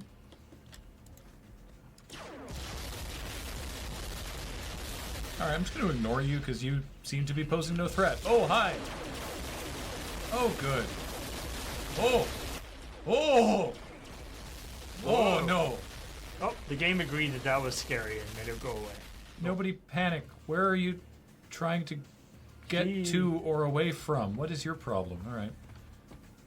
Wow. Are you the... Oh, you're the freaky eye teeth lady. Good. You can... Oh, sorry. Did I startle you? Apologies. This lady, though. She's also got the weird eyes and teeth. She just keeps going into the fireplace. These people would be fantastic at charades. Why is there a tree in here? To brighten up the place? Huh, good. I think it could use it. Mm-hmm. I mean, personally, I would have chosen, more lights. What just happened? Oh! Ah, good. We beat it. Oh, and now you're on the Queen. In Xi'an space. Wow. We made this a is big level jump. 2. I guess. Yeah. If level 2 is the Queen, I'm confused as to where do you go from there? Whoop. Oh. Forgot to clear the stuff out of the way before we wandered our way over here. Oh, right. Naked, decaying zombie people. I'd forgotten about them. Also, I'd forgotten about the green gas mask Oompa Loompas. Mm-hmm. Wow. You don't normally see the naked, gray, decaying zombie people... Like on the bridge. Yeah, at like IT jobs. Yeah. Usually they're not big on just the like technical support stuff. Usually they're big on eating of brains. But good for them. I like that guy doing calisthenics to the side. Stretching. Yeah. Just because you're decaying doesn't mean you should ignore your body. Ignore your body. It's just, drops off bits. Ah, right, yes. This is the lady I was talking about. Ah. Like this game... I appreciate the slowdown so we can confirm that, yes, she is nude. You mentioned that at the beginning, and I could believe that there's just any random character in this game would be naked for no reason. Or would be fully clothed, except their clothes are like 3 feet to the side. Captain, there appears to be a resistance fighting off our invasion. No relative is Mark Pharaoh now what we are crafting him. Those are very small subtitles. We need that obelisk, Commander. Find it. She looks very upset that she's nude. Also, they're looking for an obelisk, and they called it an obelisk. Whoa, her polygons are creeping out of her body. Yep. I like that she's got the cowboy boots. Those are definitely boots that are made for walking. It's Mark, all right. I don't care what it takes. Find Mark Pharaoh and kill him. Find Mark Pharaoh and kill him. Hate to be Mark Pharaoh now. Can't push button. We're Mark Pharaoh, aren't we? I think we're Mark Pharaoh. Yeah.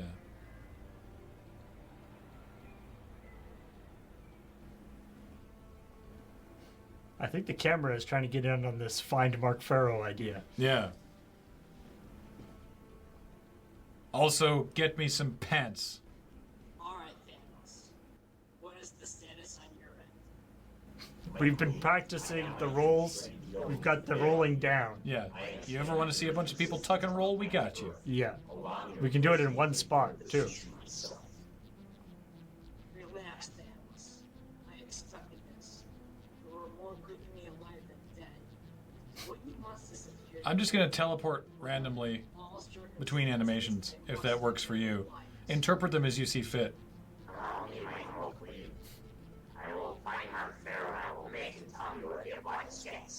That guy needs some dental work. They both look like they're worried that they're about to jump each other.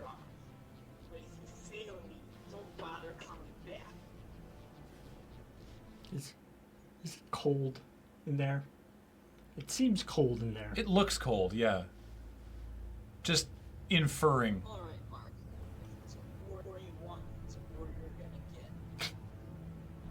I don't think Mark Pharaoh wanted the war. You're the ones that rocked up on the weird Asherian art gallery. Yeah. And now we're looking at that. It's a good pipe. Yeah. It's a good pipe. Oh, hey, there's ships moving. You guys might want to take a look at those sparks up there. Yeah. Somebody should check that. Because nobody's welding it. The sparks are just happening. Yeah. Is that not a problem? Okay.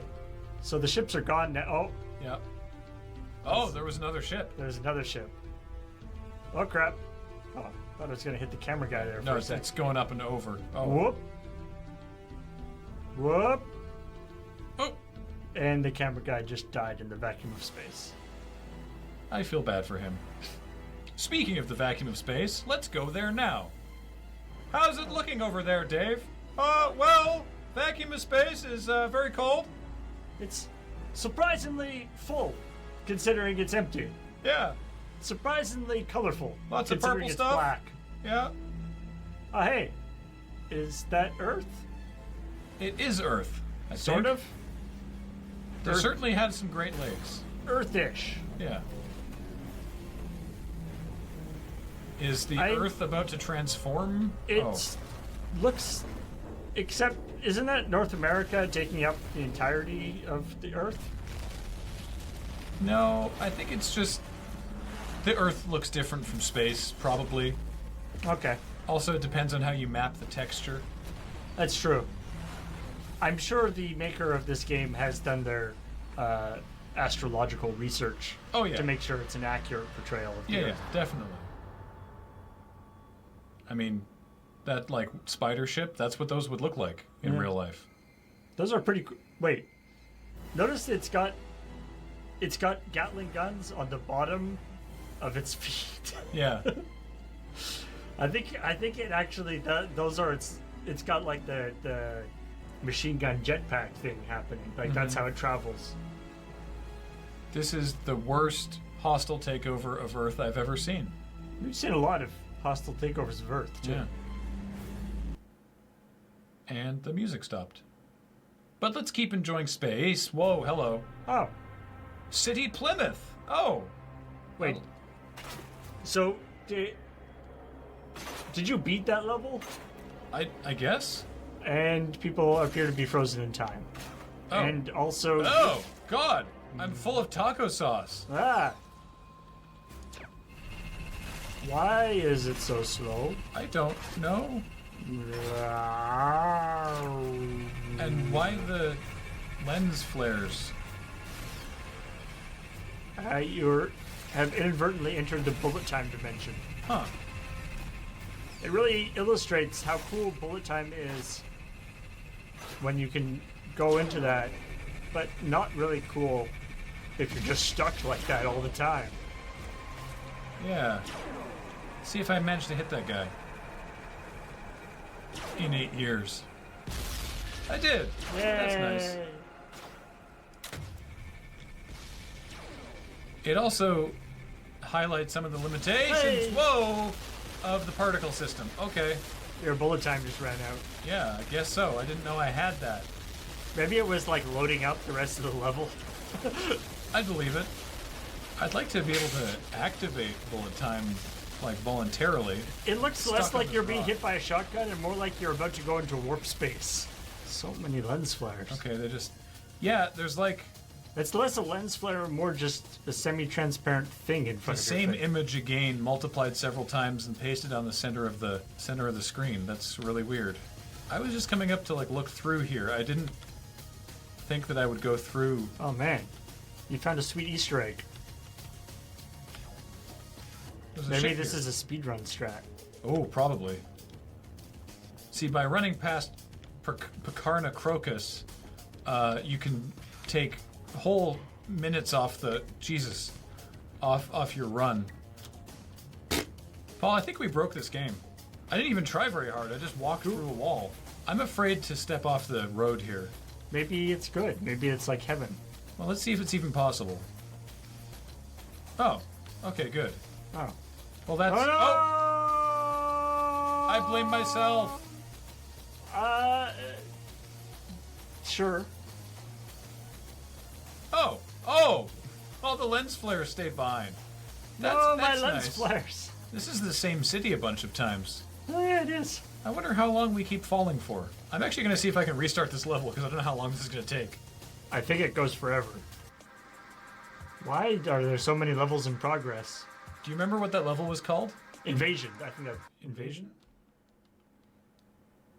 Oh, yeah, okay, There you good. go. Oh, right. Gotta suffer through this first.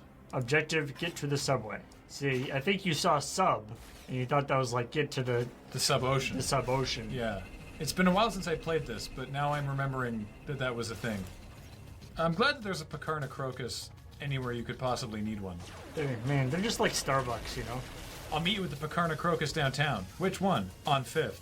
Which side of 5th? The north side or the west side? It's a pretty sweet gun you have here, actually. Yeah, this one seems to be doing the job. I think it's actually firing lens flares at them. I mean, they're doing a real job on my eyes, so I can only assume that they're harmful to their eyes as well. Ah! What the hell? Those are... What the hell? Babies with machine guns facing that shoot upwards, but also at you for some reason. I just want to make them stop shooting me, not because I'm particularly worried about my health, but just my ears. Yeah, they're shooting you with loud, annoying sound guns. The cutscene dialogue sounds like it was being whispered in an anechoic chamber, and the gameplay audio is like you're standing in front of the speakers at a Skrillex concert. I feel like some audio balancing could benefit the game. I have a theory. Oh, really thought that would work. Color me stupid. What color is that? I don't know. Beige. I'm a little disappointed that we aren't fighting any of those spider robots that were so heavily featured in the previous cutscene. Oh, the ones in space? Yeah. Yeah, there is that, though. There's a giant spider. I guess. It's fine. I was just really hoping to see that spider robot with the machine guns for legs. It's just leaving. The last time I went to an area that looked completely unfinished, it's because I went through, like, a wall. This area I just walked to, and through the normal course of gameplay. I kind of wish you could find a mirror and see what you look like. Yeah, and find out what we look like, yeah. Well, I think this is the way to the subway. The glowing white hot light of the subway. No, well, there you are. Oh, right. You know, I'd actually blocked this from memory.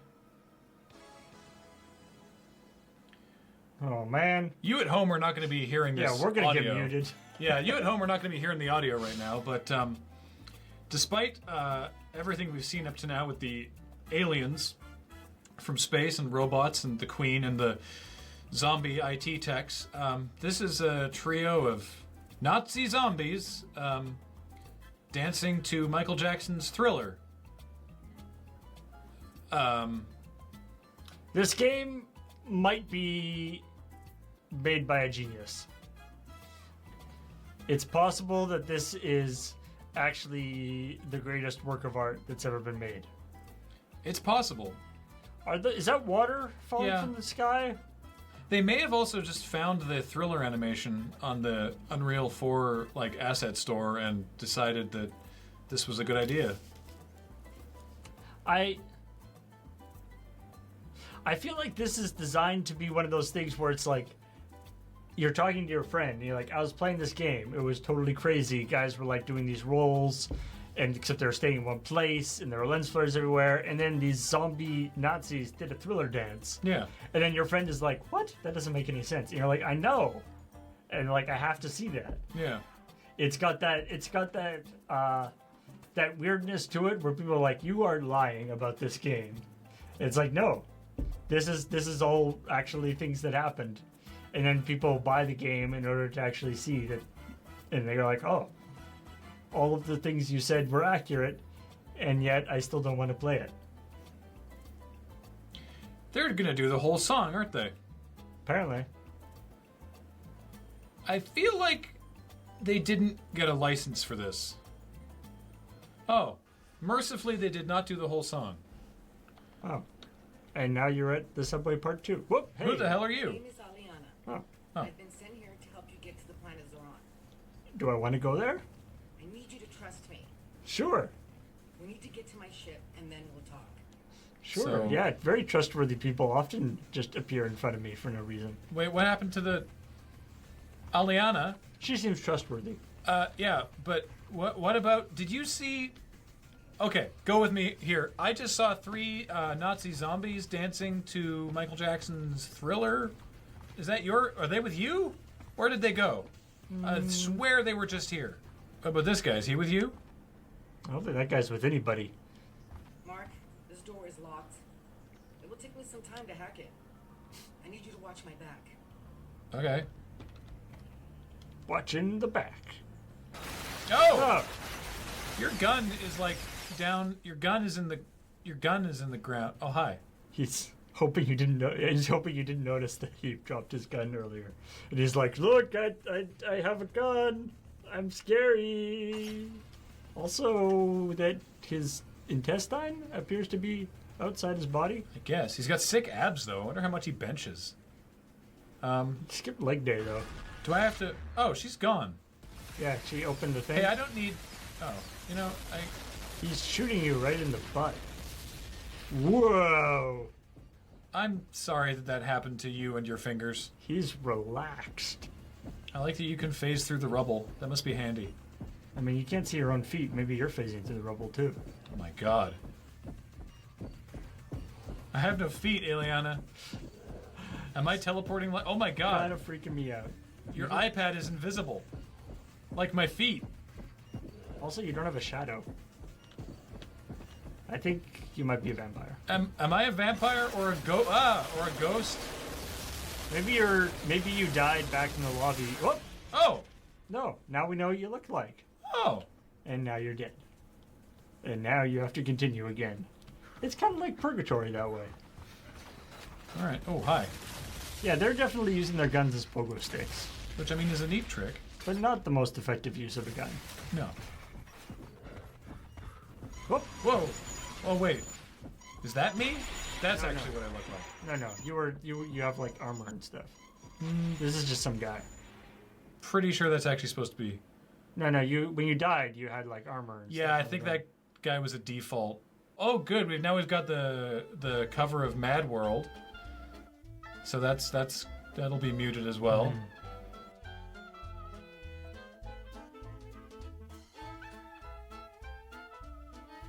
So emotionally taxing. So And now he's doing flips. Oh wow, that didn't shatter his wrists for some reason. And now he's dead. Is he going to be under the train or? Well, let's not look. Yeah. Don't watch, Paul. You don't want to see this. Oh, yes, you do. It stopped. It stopped actually quite a distance away from him. Yeah, it wasn't actually climactic at all. Not really that tense. No. Oh, wait, is it just going super slow-mo? No. Nope. Nope, it stopped. So... Oh, and the copyrighted music stopped. My name is Aliana. Oh yeah, apparently that is what you look like. Okay. I didn't travel 27 light years to see you end up in a box. You need to get your shit together. I am here for one purpose, and one purpose only. Is this like voice My job is synthesizer? to get you to the planet Zoran safely. Yes. I have a ship, but it has been damaged badly. It will take some time to repair it. But in the meantime, let's listen to this music. So it's now playing The Twist. I think this game is actually just a mixtape. Oh, look, they're both doing The Twist. Mark Farrow is now wearing a different outfit than he was in the last cutscene. By the way, the reason why I talk funny is because I am using a voice over all frequency. Oh. It allows me to speak in my language so that you can understand what I am saying. Well, this is You know, a ship. covered every single inconsistency. Yeah, actually, I have no other questions. I was thinking about, I was like, everything else in this game is perfectly photorealistic. but Rock solid. But her voice doesn't sound right, and now you've explained that. So, do I just fight more guys again? Okay. Sounds like you left the bath running? I feel like the developer of this... Oh, there we go. The developer of this game literally knows no other people that they could have got to do voices, and apparently didn't want to do the voice himself. I mean, I feel like that's a safe bet just from the thought that no one looked at this and put a friendly hand on his shoulder and said, stop. Oh. Wow, the technique! Whoa. That stance! You're being attacked by a group of acrobats. And these guys are actually holding their guns with their hands, too. Oh my god. This is clearly the elite crew. How can I stand up against such amazing skills? Oh, the duo. 3 of them, 4 of them. This is astonishing. And the fact that they can actually walk while they're doing it, too. It's very impressive. Oh, I see the problem. That's what happens if you put your spawn point in the air. Yeah, maybe you could just seal up that hole that they're coming through. Yay! The thing is done, or maybe it's bad. Are we on that? Are we aboard that? Or did she just leave? I think we're on board that thing. You know what? Take the Earth. If this is a result of the Earth existing, you should probably just purge it. No good can come of this. No intergalactic space jury would convict you. In fact, this game could possibly be used as evidence against us. Huh? And now this is a third-person game, apparently. Okay. Well, let's just say goodbye to the Earth. All right. Because I don't want to live on this planet anymore. You know, we do good games and we do bad games. Yeah, so people were asking, do you only do good games, only do bad games? No, we do a wide variety of games. We also do whatever this was. Yeah. Which I realized I had blocked out more than I thought. I leave it to you to decide what category this game fits into. Yeah. Good game, bad game, Other. evidence that can be used against humanity in an intergalactic trial. Mm-hmm. There's a lot of possibilities. See you next time.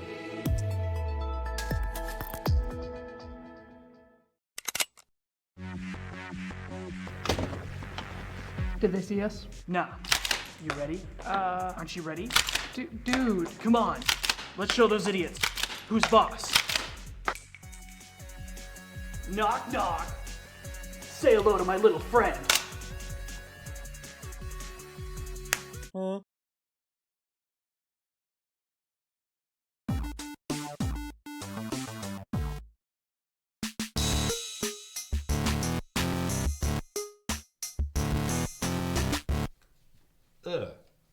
Yeah.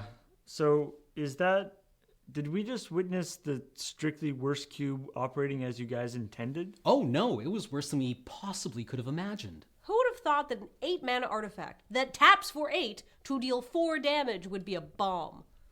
Clearly you didn't, since you passed it to me. Yeah. See, it sounds fun to make a cube out of just terrible cards, but it turns out it's really just terrible.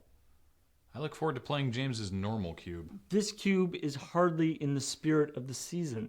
What season? The holiday season? Christmas and all that? Oh, yeah. Wow, November really blew past, didn't it? Oh, I have exams! What did you take over Aladdin's ring anyway? I don't know, Zephyr Spirit or something. I know, it's the worst.'Twas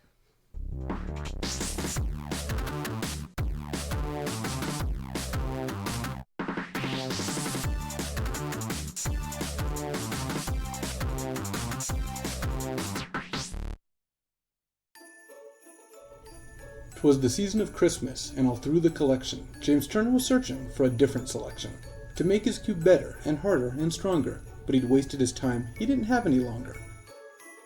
To the moon base he ran, the daylight was fleeting, he was going to be late for the crew's weekly meeting.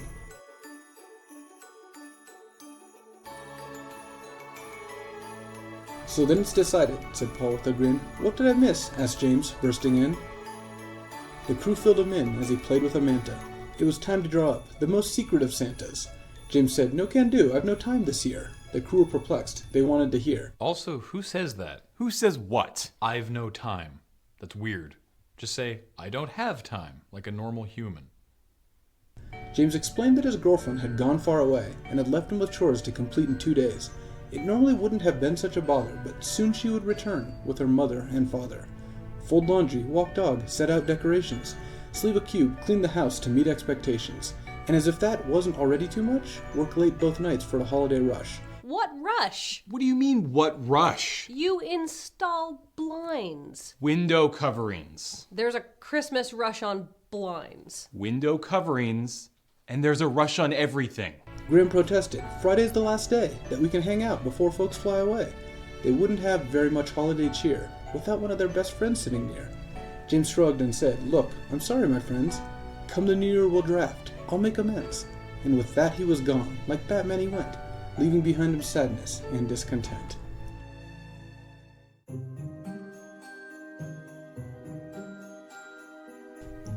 The next day, while James was preparing some blinds, his phone made a sound, and what should he find? But a pic of his laundry all washed up and neat. They'd even folded his dumb-fitted sheet. Who is this, he typed, for he did not know. The reply simply stated, ho ho ho. Could this be real, or was it a trick? Was this really the work of Jolly St. Nick? James's mind wandered to reindeers and elves, but these blinds weren't going to install themselves. And so back to work, he ignored the notation. He chalked it all up to sleep deprivation.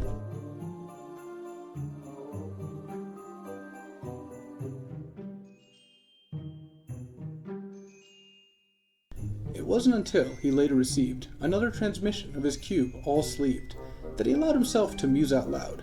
Who the crap has been inside my house? Not 10 minutes later, another strange text, a startling sight he'd never expect. His kitchen. Everything was sparkling and clean. The counters were spotless, fit for a queen. James thought to himself, enough is enough.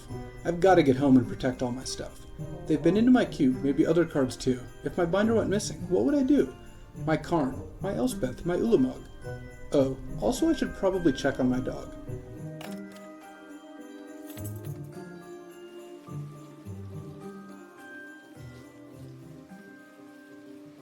James raced home, and there did he find a break and enter that was one of a kind. They'd set up his tree, turned his TV to log, and put a festive collar onto his dog, who was sitting contented, surrounded by pics of her at the park, playing with sticks. And under the tree was a richness of presents. Some were for Ashley, and some her parents, and each one of the presents was signed with the names, from Santa and James, but mostly not James. With all of his chores seemingly finished, James's workload had all but diminished, and so was time he'd be able to spend at the moon base playing cards with his friends. But one more thing he needed to do before he went to hang out with the crew. When it comes to deduction, James isn't thick. He suspected this wasn't the work of St. Nick. A game of Commander, the crew gathered around to see what Cam would dig up on rebound. When James walked in and said, "Listen up, I know what's been happening, enough is enough. Which one of you guys broke into my house? A creature's been stirring, and it wasn't a mouse." Whoa, wait, you have mice? What? No! Okay, good, because we were in there for hours, and I could have brought a cat. Santa also has cats. But it was okay. James smiled with glee. He knew it was them. Who else would it be? It's what this time of year is all about, being with loved ones and helping them out. The only thing that had left James confused was whose unrecognizable phone they had used. Yeah, that was me. Ho, ho, ho. And send.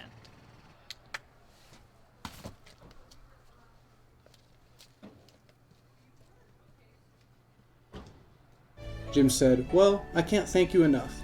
Doing it on my own would have been super tough, but now that I don't have all that to do, I can get in on this Secret Santa with you."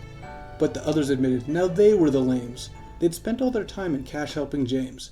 James just smiled and removed from his back a backpack we're going to refer to as a sack. "I thought that you might have, so don't look morose. I brought us instead a draft set of Theros." And so it was that the LRR crew sat around a table and did what they do, hung out together and got their Christmas fix by cracking their packs and picking their picks. And so we wish you, as we pass left and right, the happiest of holidays and a bump in the night. Ho, ho, ho, ho, ho, ho.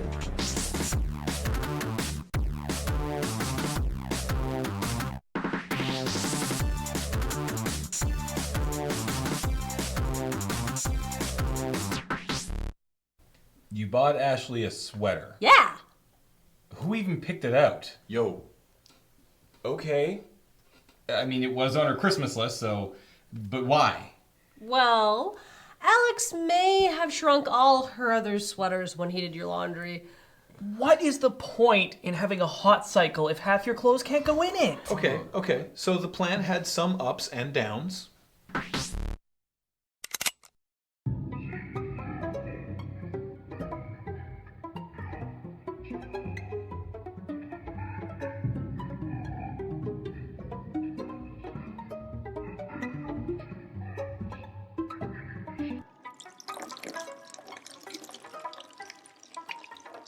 What did you do to the Netflix queue?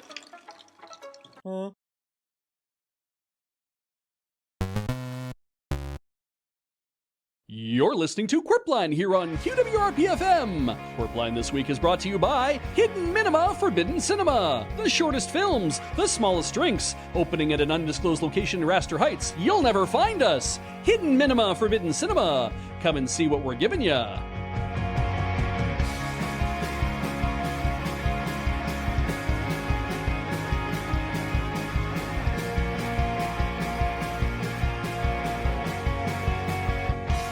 Good morning, Innsbruck. Welcome to Qwerpline. Big G Money here with A Train. How's it going, Alex? Painted to fit and banged to match. Are you okay? It's been 3 days. What do you think? Yeah, I hope everyone else is doing all right out there in scenic Innsbruck. Duck? I could have sworn it was Wabbit. No, it's definitely duck, but judging by the, I'm going to say claw marks on this piece of paper, this was dictated just before, well, however these marks got on the piece of paper. Hey, it's time for the news.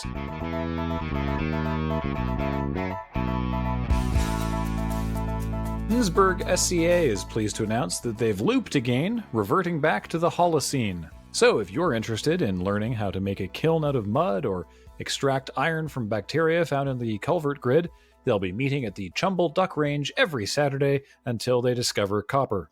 Wake me up when they figure out that mixing in some tin will lead to a stronger, harder product. What are you, on the Bronze Council? Yes, it's one of Thurpston County's main exports. You'd think we could finish that Richard Thurpston statue faster. Exports, G. Get out your lawn chairs and meteor cushions. It's almost time for the annual Frankelid meteor shower, still only visible from Frank's roof. Frank requests that you not park on what's left of his lawn and instead, quote, take only your garbage and leave only 5-star reviews. Proceeds from the 50-50 raffle are going, as always, to the Thurpston County Space Camp. Frank's really raking it in with this shower, huh? He must be. His online store's got some great stuff. I love those shirts that say, I survived climbing the ladder onto Frank's roof. And speaking of survival, our lead story, of course, Innsbruck reacts to the installation of the recessed bike lanes. Oh, you mean the trenches? No, they are bike lanes. Then why are the Girl Scouts using them to stage charges against the town hall? Spoilers, Alex. What do you mean spoilers? We're the news! Well, no, it's just now I have to throw to we go now to self-proclaimed QWRP war correspondent Montgomery Cohn, live on location in the bike lanes near Town Hall. Hello, Monty. Hey there, sports fans. It's me, Montgomery Cohn, down here in the trenches. And don't worry about that, Graham. The way I figure it, we're into the third act of this standoff. Day, Monty. Third day. That's neither here nor there, Graham. If we're on the third day, we already loaded these trenches, and at some point they gotta go off, and that day's gonna be today. Today? What, do you got money on this? I haven't been able to make it down to the town hall to put any bets, no. But that's also neither here nor there. Your friend Montgomery Cohn has been down here in the trenches for the last 3 days hoping to lay in provisions with the rest of the Girl Scouts, and we're ready to go over the top anytime. Going over the... Monty, this is a civic dispute. 3 days ago, Richard Thurpston locked himself in his office and wouldn't come out. Because he's a big sucky baby. Because he didn't want to hear any public arguments about his fence and hedge bylaw. Yeah, that's what I said. And it's a travesty against horticulture. So now, Monty, why are the Girl Scouts involved? Well, you see, Graham, the girls have been referring to this as a paramilitary scouting operation, giving them rights to enter any building in Innsbruck to protect the peace and engage in extra-legal sleepovers. Were you never a Girl Scout? I was not. I'm sorry, I didn't realize that. But it probably means that you're not familiar with all the terminology that they're using here in the theater at Town Square. The theater's closed for the season. Well, don't worry about that, Graham. They're going to wrap up their 3-day bivouac here pretty quick, and when you call back, I'll give you some more details. Oh, hang on. We're going over the top. Graham. I gotta go. I gotta stay with them, but I gotta hang up on you, because if I go with you and I'm still on the radio, I'm going to give away their position. They'll be real upset about that. Montgomery Cohn, senior war correspondent. Over and out. I like how our self-appointed war correspondent stopped reporting when the war started. Come on, Graham. This is basic OPSEC. I know you didn't go to the Girl Scouts, but kids know this stuff. The kids in the Girl Scouts. You're right. Well, luckily for you, listeners at home, we figured that Monty might endure a bout of high spirits, and so we have a backup. We go now to QWRP arts reporter Edith Slump, who has taken up a strategic position where she's got eyes on the town hall and hopefully the children trying to breach it. How's it going, Edith? Oh, Graham. Spirits have never been lower here at the town hall. Oh no, what happened? Today's special cocktail is something called an MRE, which I'm sad to report is vodka and consomme. Luckily it's cheap, so like I said, spirits have never been lower because they're $1.99. But it's not great though, hey? Oh, there's no atheists in a foxhole, Graham. There's no the bike lanes, Edith. There's no, although I've heard there's also no Girl Scouts in the bike lanes. What could you see about that? Oh yeah, they ran through the patio just before you called. And? And what, Alex? They're not old enough for these MREs, what would I even ask them? Actually, speaking of, Silas, one more. Edith, can you give us an idea of how many there are? Well, I've only had 3, Graham. It's 8:30 in the morning. How many Girl Scouts? There's at least a couple platoons. Hold on. Yeah, them and Monty ran out the backside of Town Hall. Looks like they're setting up sandbags and ladders. What could they possibly be doing? Well, Graham, I am not really an expert because I was only in Girl Scouts for a couple years, but I'm pretty sure they're conducting a second floor breach. That's a hard badge to get. Good for them. Edith, please, focus. What do you see? Well, I don't see my drink, which is annoying, but I guess over at Town Hall. Oh, wow, lights. I guess they're technically flashbangs. Wow, kids these days have stuff I never got. Oh, hey, it's that asshole Richard Thurston. Boo! But here's Michael with our drinks. Yay! I see we've begun booing. Has Dick Thurston made an appearance? I saw a shoulder and half an ear before he went back inside the building. The coward. I certainly won't be voting for him again. We didn't vote for him in the first place, that's the problem. Oops, here he is again holding a printer. I believe it's an HP OfficeJet Pro. Hold on, he's not seriously gonna throw that at them, is he? And there it goes. What a misappropriation of city funds. Oh, I'm glad it missed that ladder. It also missed our war correspondent, Monty Cone. Good moves, Monty. We'll see you back on the sideball field soon. Hey, not to imply you two aren't doing a good job, but could we focus a bit more on what's actually happening? Of course, Graham. Monty just fell into the dumpster. Looks like 3 raccoons have come out of the dumpster, and they're like medium angry, but Monty's okay. They're winching him out on a stretcher. What is going on with the siege? Well, like I said earlier, I'm pretty sure it's a second floor breach, Graham. To tell you the truth, the smoke from all the smoke bombs is making it hard to see. The entire town hall is lit in a haze of tactical fuchsia. This really reminds me of a rave I went to once. Me too. I don't remember much. I was on a lot of DMT and very thirsty. Oh, you gotta hydrate, man. Oh, hey, look, Monty's up. Yay! Oh, wow, look at him go up that ladder. Good for him. I could not do that while being pelted by staplers. He's a singular man with a singular vision, whereas I am starting to develop double vision. I might need to lay down. You know, I'm genuinely surprised there's this many staplers at Town Hall. Hey, you know what? Thanks, Edith. Thanks, Michael. You've been a big help. Oh, Graham, I don't think that's true. Anything going on in the war right now, Edith? Oh, probably. Luckily, we have a yet further backup. We go now to summer intern Derek, who is on location inside the town hall, where it's safe. Hi, Graham. Hi, Alex. It's me, summer intern Derek, waving to Edith on the patio. She hasn't seen me yet, but I'll keep waving all the same. Derek, we really need you to tell us what's going on out there. But from here, all I can see is Edith getting slowly drunk on the patio with Michael. I thought she was getting slowly drunk with MREs. I don't know his initials. Surely you can see something in there. Well, from where I stand, I can see that the Girl Scouts are a heavy favorite to win this skirmish. Oh, really? What's happening? Well, based on watching them go over the top this morning, everyone's been really positive about their chances, but Dick Thurston's still got 57-1 odds, so he's kind of the long shot favorite at this point. Did you say odds? Yeah, there's only been a couple people in here betting on Dick Thurston, which is weird because I'm pretty sure they're also secret pipesmen, but I guess they don't think much of his chances. The Girl Scouts are considered to be the best armed in this battle, but Dick has access to about a gross of staplers, which is insider information, and therefore you guys can no longer place bets. Derek, are you a bookie? Do comics count as books? Did they put you in charge of taking bets on how this is going to shake out? Well, you told me to go down to the town hall because it's the only place that children would be safe, and I got down here and there's no children anywhere to be seen. And then Silas came to me and he said, I need help with the pool, and I like to swim, but now I'm doing this, and I figure this is all your fault. It sounds like you have some complaints. I just wanted to help out for once when all the action's going on, and you relegated me here. And I've been a summer intern for so long, and yet you just promoted Monty to being senior war correspondent. We sure didn't. This has got to be the biggest story of the year, and I just wanted a chance to make my bones. Derek, that's not what that means. Really?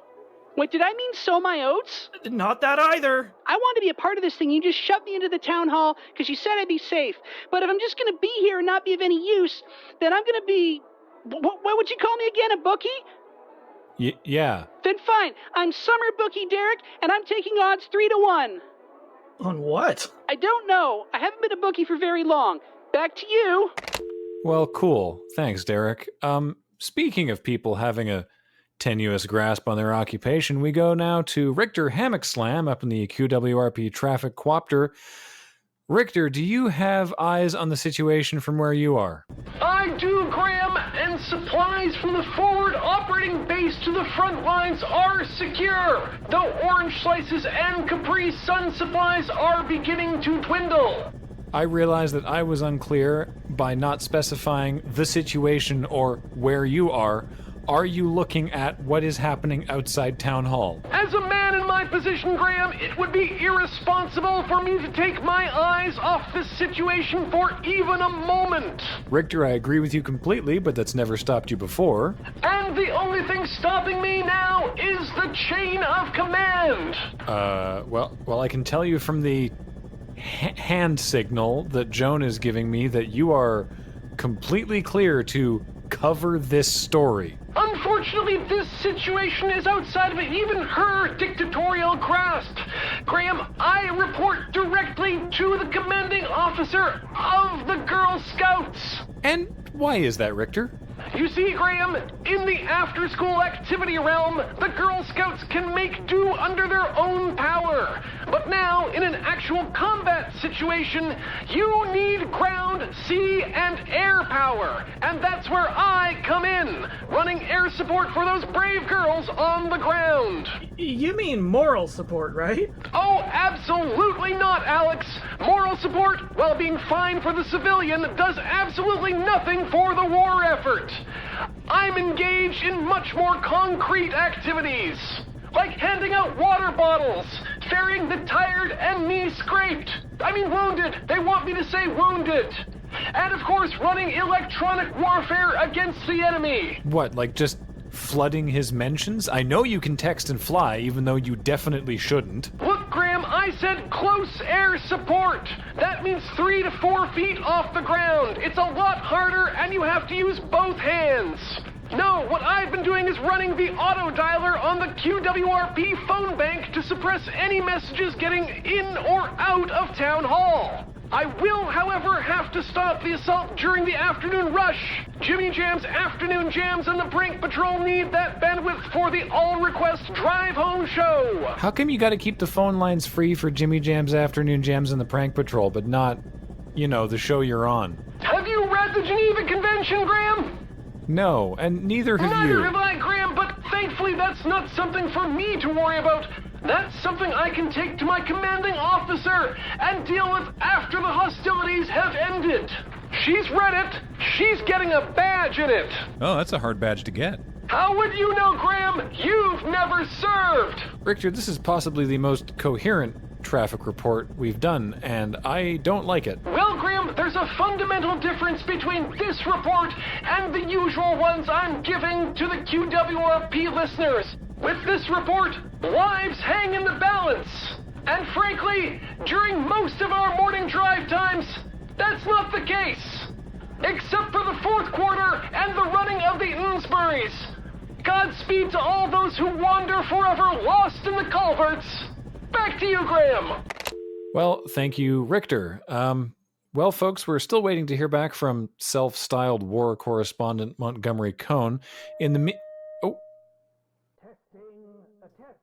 That's Dick Thurpston. He's using the emergency PA system. Yo, quick, Alex, fling the window open. Do I have to? Oh, I'm sorry. I thought we were the news. All right, I'll take that ass kicking. Testing. 1, 2, 1, 2. I can't believe I have to use this.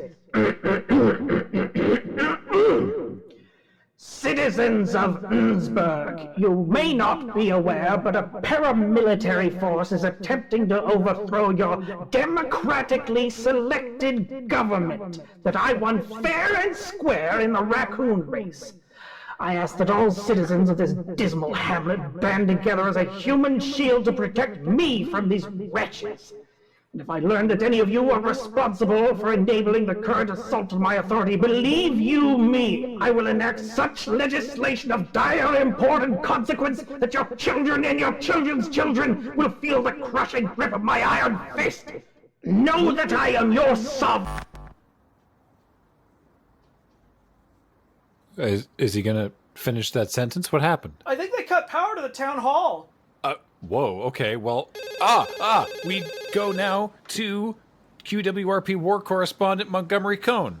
What's happening, Monty? Hey there, sports fans. It's Montgomery Cone again. I'm broadcasting from inside Town Hall from Tasman Fun Public Park.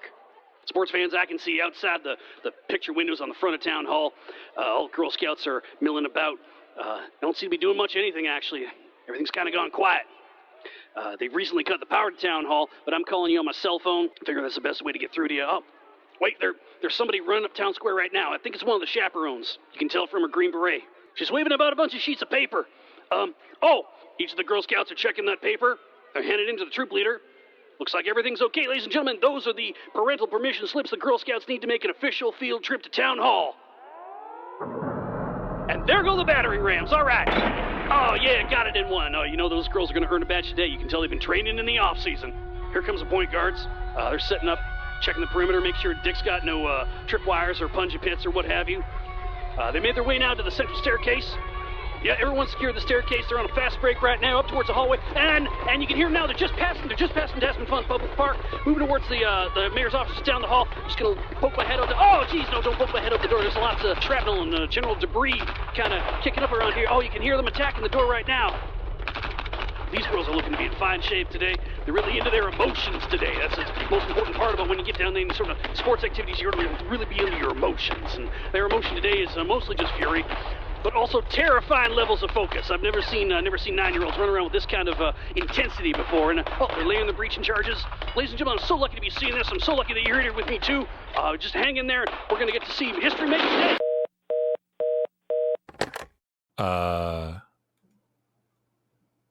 Alex, what do we do? I'm already calling Edith. You've reached the phone of Edith Slump. Edith cannot come to the phone right now because she's shit-faced. Is this Edith's voicemail? No, Graham, it's me, Michael O'Leary. Okay. Don't say shit-faced on the radio. I'm sorry, Graham. I'm a little shit-faced. Michael, 1, don't say shit-faced on the radio. And 2, do you have eyes on what's happening at the town hall? Oh my god, they blew up Town Hall! Oh, no, they didn't blow up the town hall. I was just inside and having a pee. Thanks for answering my phone, Michael. They can't see your thumbs up on the radio, Michael. Is Monty okay? What's going on? Yeah, you guys could see Dick's window from where you were sitting. That's where he was headed. Oh, well, let's see. I see a lot of smoke. No fire anymore, so that's good. Wait, no, I see something coming out the window. It's white. It's got a goat on it. It's a Tug-O-Nuts bath towel. Oh, whoa. That means the Girl Scouts are taking the building. Oh, huzzah. Okay, everyone, it's over. We're paying out the bets 2-1. Edith, Michael, sorry to interrupt. We're getting a call from the mayor's office. Hello, you're live on QWRP. Hey there, sports fans. It's me, Montgomery Cone. My phone died. Oh, phew, okay. Yeah, after the charges went off, all the Girl Scouts swarmed the mayor's office, and they all tackled Dick Thurston, and one of them just flew up in the window just now and threw out a bath towel with Tugger Nuts on it as the only thing they had to use as a flag to signal their victory. So, wait, Dick Thurston is out of office? Not only out of office, he's already been marched down the stairs. They got him tied up in a whole bunch of rope loops, a bunch of different knots I'd never seen before, and they've already got him to the access stairwell and leading him down to the recessed bike lanes. You know, these recessed bike lanes are getting a lot more use than I thought they would. I agree, Alex. They're quite the engineering marvel. I'm not even sure what we got so upset about in the first place. Sports fans, the war is over, and I'm going to go over to Town Hall. I can see Edith and Michael over there. They're celebrating, and I'm going to get shit-faced with the rest of them. Back to you. Okay. I guess everything kind of worked out all right there, inexplicably. Yeah, I wish people hadn't kept saying shit-faced on the air. Alex! Well, even you got to say it. I wanted to turn. I was using Derek's. Is that line still open? Huh. Well, listeners, you heard it here first, exclusively on QWRP. Mayor Richard Thurston out of office in disgrace after... did we just broadcast a coup? Might have been a junta. I'll have to check the playbook. Fair enough. Well, that takes us up to the break. When we come back, Innsbruck's annual Vintage Tractor Parade is still being redirected away from the return of 3rd Avenue. Parade organizers are hoping to avoid downtown entirely due to all of everything you just heard. What, miss their chance of being part of history? They're expecting to end up eventually on Burbisher Drive. Aw, that's my commute. Bring the kids whenever. They'll probably be there for a week. And Farmer Bumper wants everyone to come to the Concours d'Appliance happening this weekend at Innsbruck Macro Golf Course. Come and see the finest large appliances of Innsbruck, and be sure to check out this year's new category just for European pre-war kitchen goods. Ooh, maybe they'll have an AGA cooker. Attendees will also be able to vote for their favorite fridges, stoves, and furnaces, with the winners of the Audience Choice Awards getting a $100 gift card to the Stoveporium, Innsbruck's home of the range. It's amazing how good slogan writers can be when they get paid. Please remember not to touch any of the appliances, as their owners have spent hundreds of hours prepping them for the show. And finally, Jesus Jewelry would like to remind you that it's never too late to say you're sorry. Tell that to Pontius Pilate. Stick around, more Qwerpline after this. You're listening to Qwerpline here on QWRP-FM. Thanks again to our sponsor, Hidden Minima Forbidden Cinema. The shortest films, the smallest drinks, the tiniest seats. Opening at an undisclosed location in Raster Heights. You'll never find us. Hidden Minima Forbidden Cinema. It'd be simpler to find Nineveh.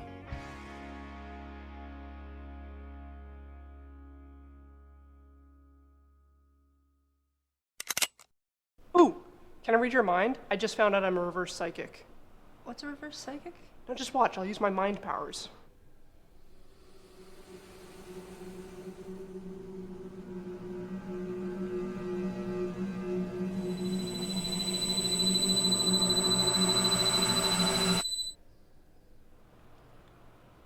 Who am I?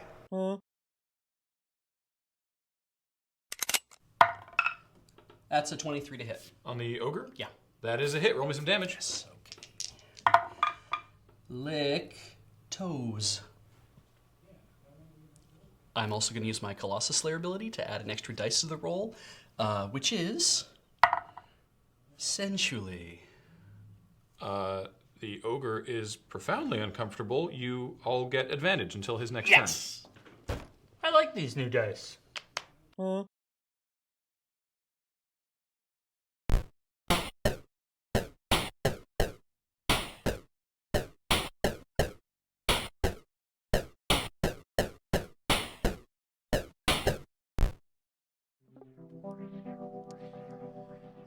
Good morning. This time it is 6:30 on a Sunday morning, and you may be asking yourself, why, Graham, are you up at 6:30 on a Sunday morning when you didn't even particularly enjoy getting up at 7:30 on a Sunday morning of a long weekend? And it's a long weekend again. Excellent question. I'm waiting to get picked up by Jacob. Get in the car, bitch. We're going thrifting. Good morning, Jacob. Good morning. Oh, Alex is here too. Hello, Alex. It's thrifting time. Ooh. So we're going back to the West Shore Juan de Fuca swap and shop.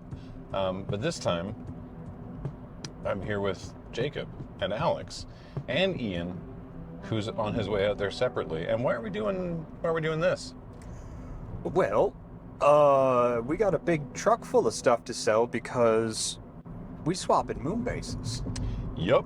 Basically, there's a whole bunch of stuff that we have come to terms with not needing to take with us when we move.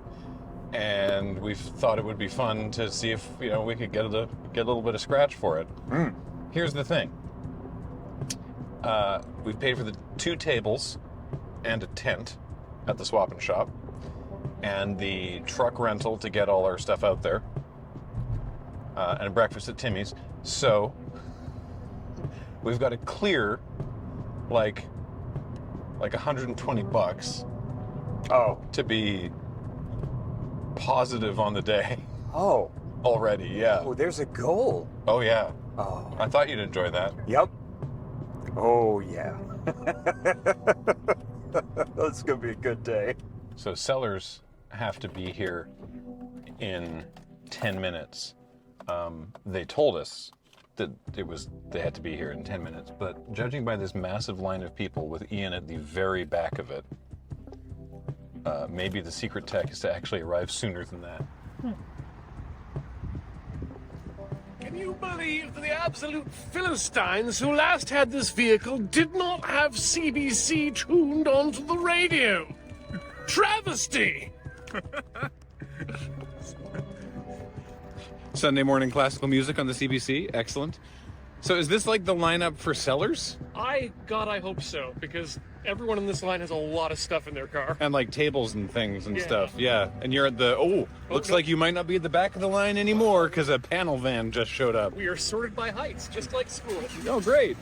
Do you think it's going to be in a different location this time? I think it is. Oh, fun. All right, well, I'll leave you to... Yeah, I guess once we're parked, just follow along, and when we're parked, empty it out. Alrighty. See you in a few minutes. I'm going to enjoy this.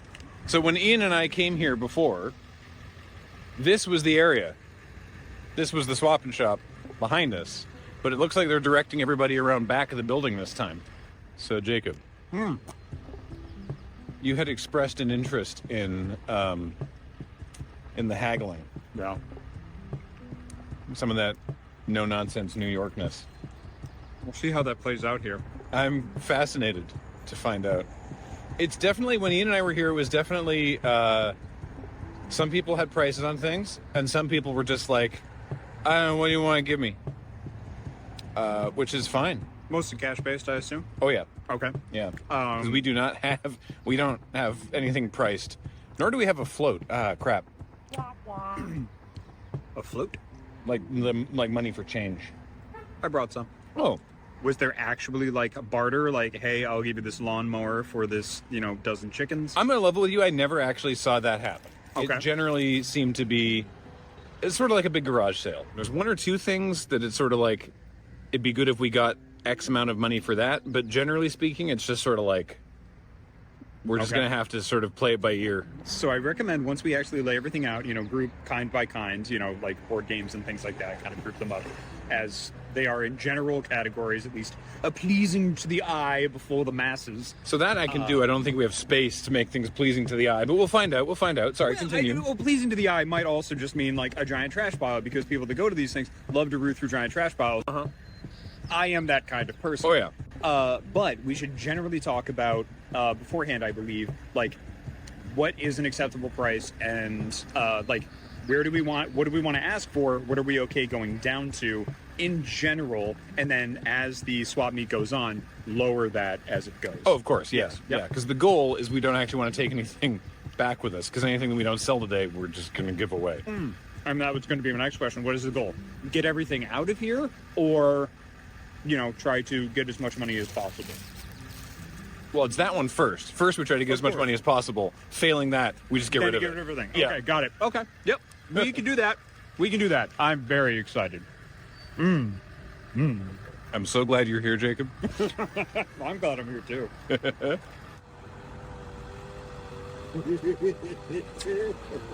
So, Alex, have you been here before? No. Okay. So the vibe last time, it was an interesting mix. There was some people who were clearly professionals, and this is like a thing that they do, and maybe they have another business somewhere else doing this, but certainly this is a thing that they do every week, and they've got a whole setup.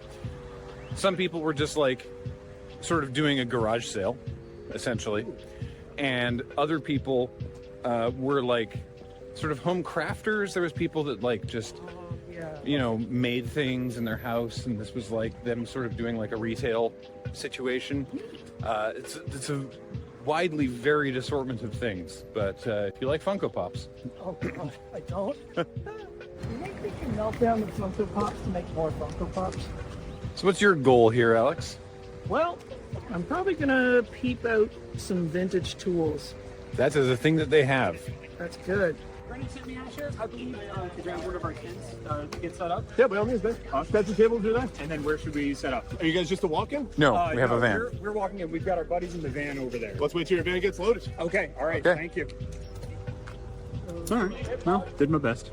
We should have come here with a swap meet bingo card. What would you put on a swap meet bingo card? Well, I mean, I'm spotting some things already. Like, there's a telescope. I feel like a set of encyclopedias.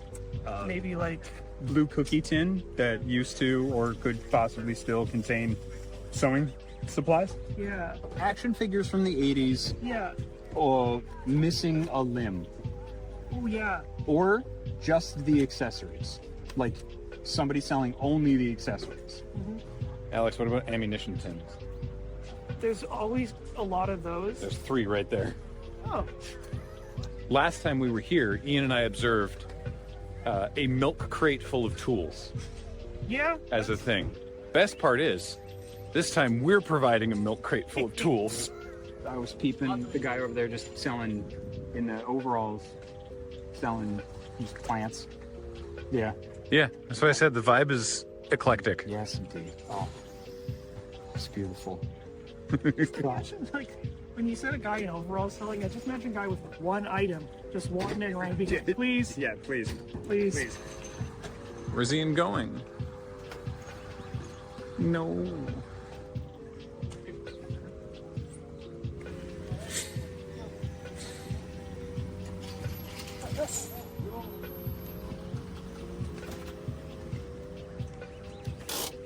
Precision maneuvering.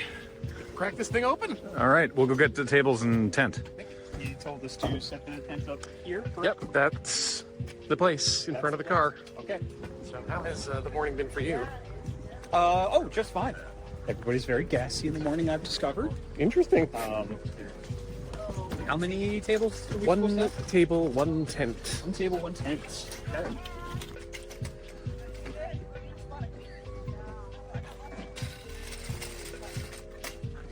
So there should be 2 Velcro tabs on the inside, on the top of the tent, to attach the Velcro tabs that are on the post itself.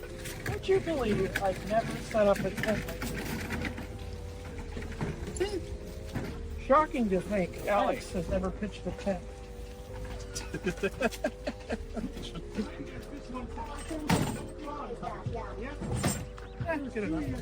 So what do you think's the most enticing stuff that you have? Like the stuff that you're like, heck yeah, this stuff's gonna... I don't know, man. It's such a wide mix of things. That's okay. It's All like right. we've got like tabletop games. We've got friggin' model Teslas. We're gonna do board games and tech over here, and then like collectibles, like models and whatnot over here, miscellanea here, and then anything else we'll put in boxes under the table and be like, hey, you could read through stuff.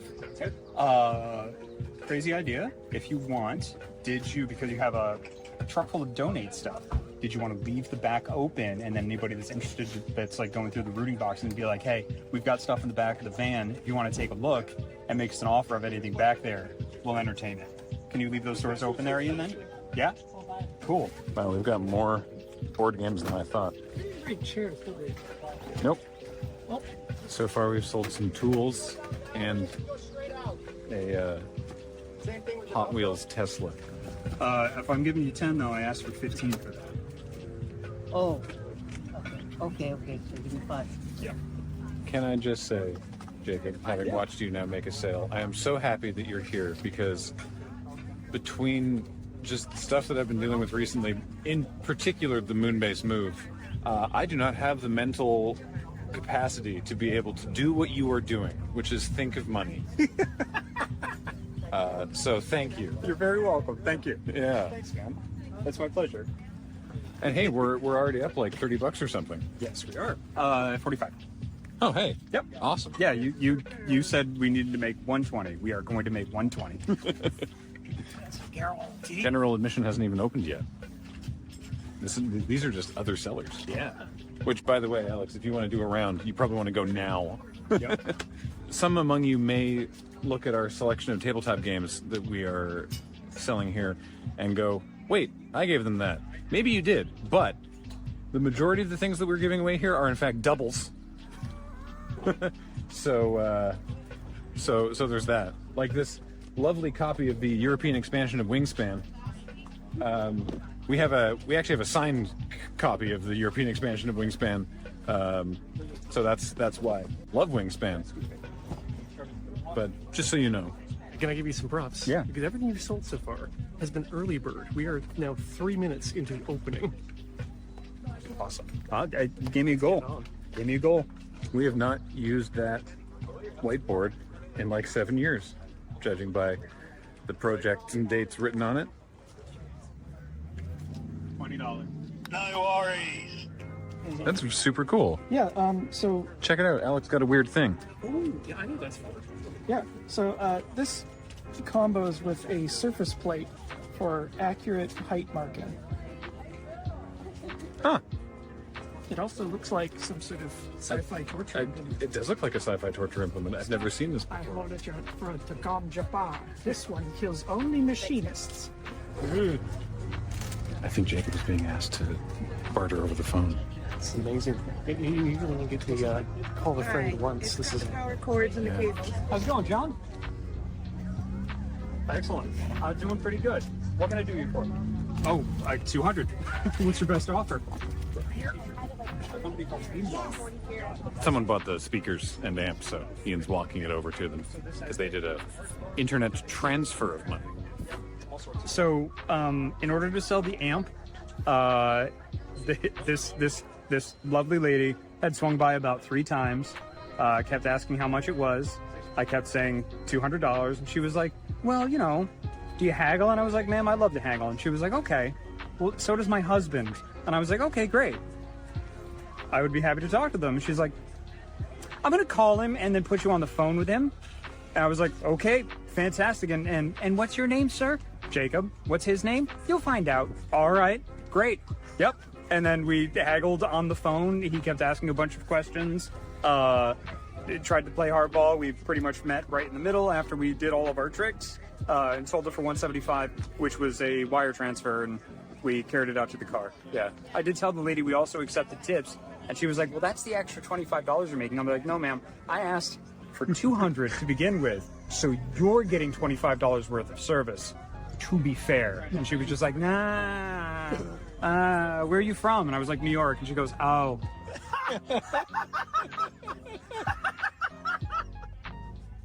That was my favorite interaction of the day. I just liked where she was like, hey, talk to the guy. All right. Okay, here. His name's John. Like she thrust the phone at you and said his name. Here you go. So you're like, all get right, it, John. Yeah. How you doing, John? You having a good day? Having a good day, John. Love the height of these tents, by the way. Good stuff.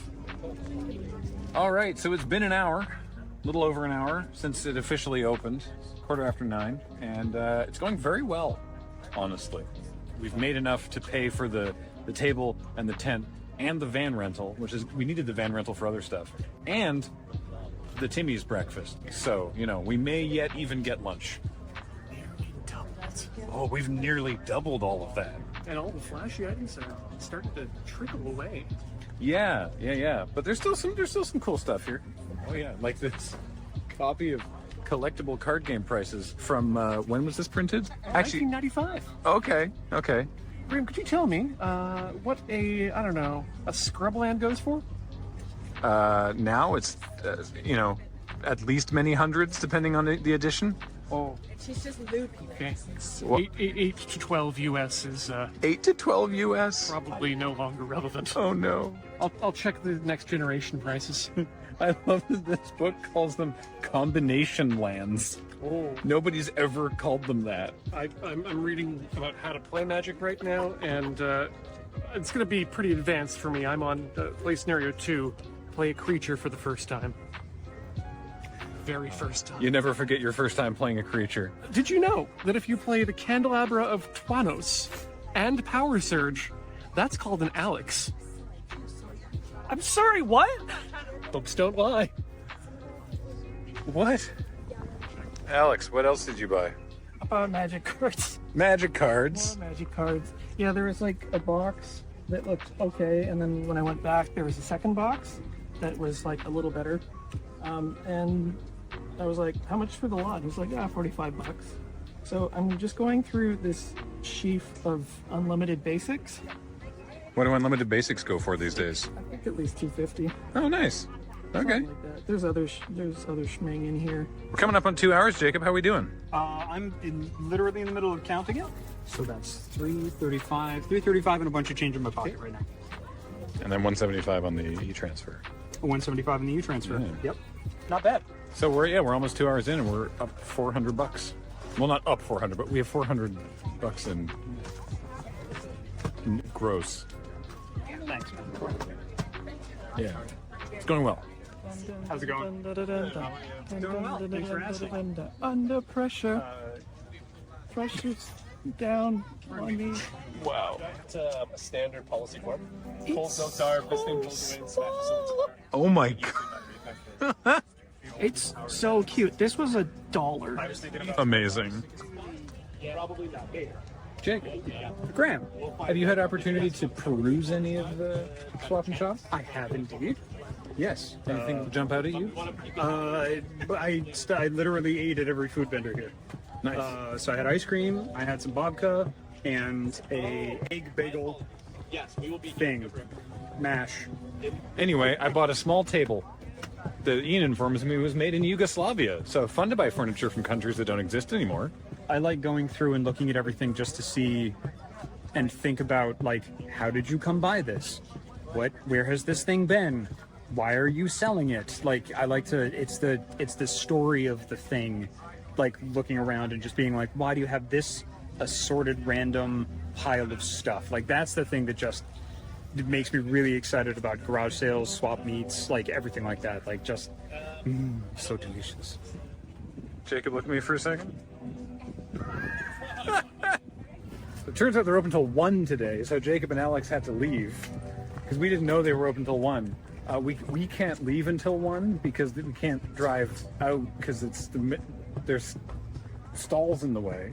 And I just overheard him telling someone else that, like, even if there was a path, their insurance is active right now. So, like, if we tried to leave and we hit somebody, then the swapper shop would be liable. So, And then they're done. yeah, so we got to wait until the event is actually over. Thankfully, that's our spot when we get to leave. So I think 2 cars ahead of us, as opposed to the second to last car to enter. Something like that, yeah. So I think we did fairly well on the day. We'll update you shortly. We need to keep packing up.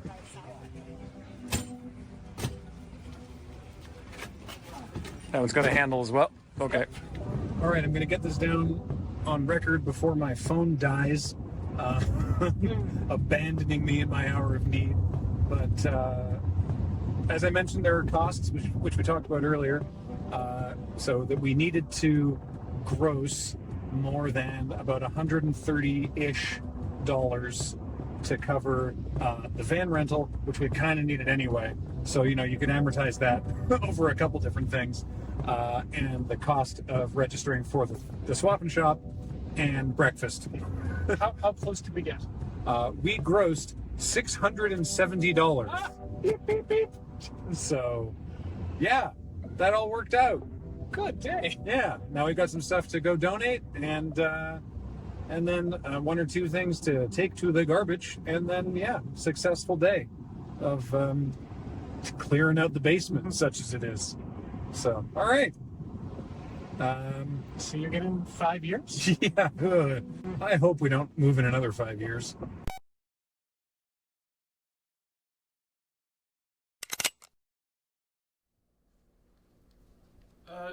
Guys? Huh?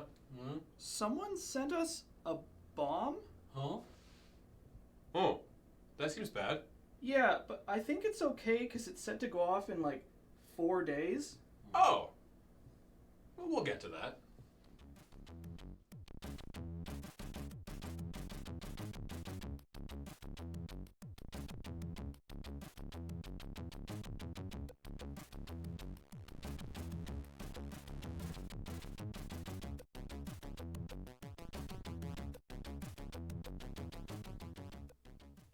Oh, hey.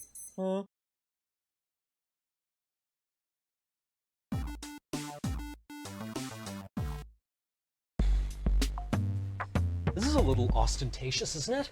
Well, we've got the table. Yeah, you want to play on 3 sides of the lunchroom table like that archenemy game? Oh, no, I got chip crumbs in my sleeves. Nobody cares. Let's get started. We were already an hour late. I got here as fast as I could.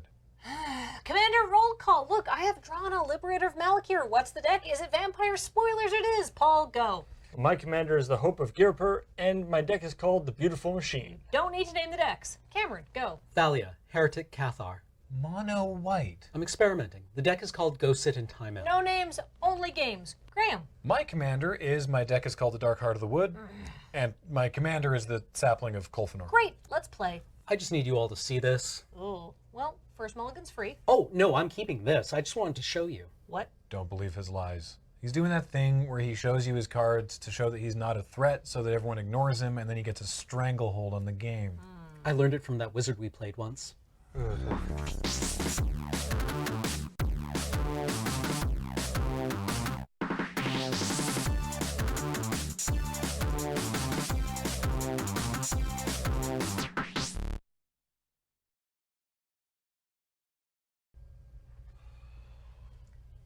happened to you, Cameron? What made you this way? What? It's a perfectly reasonable prison deck. Just think of it as a group hug strategy for people who don't like to be touched. I'm not doing anything to anyone, and nobody can do anything to me. Well, you have created something truly awful. Good job. Oh, I didn't make this. I found it online. Really? That surprises me. It has the fresh scent of Cameron all over it. I mean, despite not being blue. Well, as it turns out, there's more people like me in this world. Ugh, that's a worrisome thought. Well, there's no decks like this one out there. How's that working out for you, Paul? I'm having fun. I love it. You're like a mad scientist, twisting all the knobs of your silly machine. I like the broad synergy commander decks. They're super cool. I mean, that's not what I'm playing. This is fun, but it's a lot like dumping a truckload of untreated lumber onto the field. Why don't you play your elves anymore? Oh, gee, why don't I get a tattoo of a bullseye on my forehead? It would be hard to find a job. I have a job. You'd have to be wary in bars and pubs for errant darts. No. You'd look like an idiot. I don't play the elves because they only really worked in like the 6 or 7 player games we used to do. With 4 players, everyone gangs up on me. I don't really get to establish a board state, get to critical mass. Like slivers also. Or orcs. Yeah, but the orcs were really dumb anyway. Tell that to James. Oh, I did multiple times. Okay, well, back it up. 7-player commander games? Oh, yeah, they were a bad idea. They were super slow. They took forever. You could never keep track of whose turn it was. Whose turn is it? Yours. Sorry, pass. Okay. Let's just get this out of the way. Spatial contortion on Drana. What? Why? Because, back on turn 5, you dismembered my chimeric mass. Okay, first of all, it wasn't personal. I just need to use my mana. Don't take it the wrong way. Second of all, how do you even remember that? I've been keeping notes. Really? Notes? Yeah, isn't that what you're doing with your notebook? No, I'm writing fan fiction. Do you want to hear some? Hey, Cameron, what about those modern unbannings? Oh, yeah, no, as it turns out, I don't really get to play modern. What? You brew new decks all the time. Yeah, but the schedules don't line up, so all I can do is really brew. Huh. Commander is where I do my brewing. For modern, I'll just take what better brewers say and play that. Well, I could brew a deck for you. I said better brewers. Okay, wow, hateful. Tell you what, if I win this commander game, you take what I brew to the next F&M. All right, sure. But if I win, you play a commander deck that I brew. You're on. All right. Okay, and when I win, I will pick something from the top 8 of the last Pro Tour, and you will both play it. All right. Well, if I win, then... You're not going to win, Paul. You've been at one life for like 2 hours. Well, I'm not going to win this turn. Is there anything else you're doing this turn? No. Go ahead. Okay, well, tell you what, it's getting awfully creature heavy in here, so Day of Judgment. All right, I've got 4 creatures with toughness 4 or greater dying. That is 4 Ulvenwald Observer triggers. Oh, how does that feel? Drawing 4 cards feels pretty good. Well, you're welcome. Pass. Okay. Okay, I'm gonna hardcast Drana for like 15 and say go. All right. Ooh. Ooh. Poker face. Sapling is still here because indestructible, so Sapling attacks Kathleen, revealing Forest, sure. But I now have enough cards in hand to cast Rending Vines on your moat. What? Why me? I just made you draw 4 cards. Yes, and in exchange for that gift, I have opened the doors to your castle so all your friends can come over. Paul, go ahead. I don't want Paul's friends to come over. They're all weird. All right, well, the good news is I'm not going to win this turn. Okay, but I can kill Cameron. What? Come on! And one of you. So I'm the Kingmaker, and I think that gives me the moral victory. I was the king once. It was nice. Sorry to bring that up. All right, I will animate all these artifacts and land, attack Cameron and Kathleen. In response, Vampire's Bite on your chimeric staff. It has lifelink. So I don't die, and the robots could still win. I'm going to hit you for 8 next turn. Good game, everybody. Good game. Yay! Oh, so, Cameron, how do you feel about all 5 colors? Individually? Because I have a buddy named Chromat, and he's going to be your buddy, too. I think I need to go lie down. I'm kind of hungry. Anybody want to get some food? No, because it is 11:30 at night and everything is closed. Wow, we really need to start these games earlier.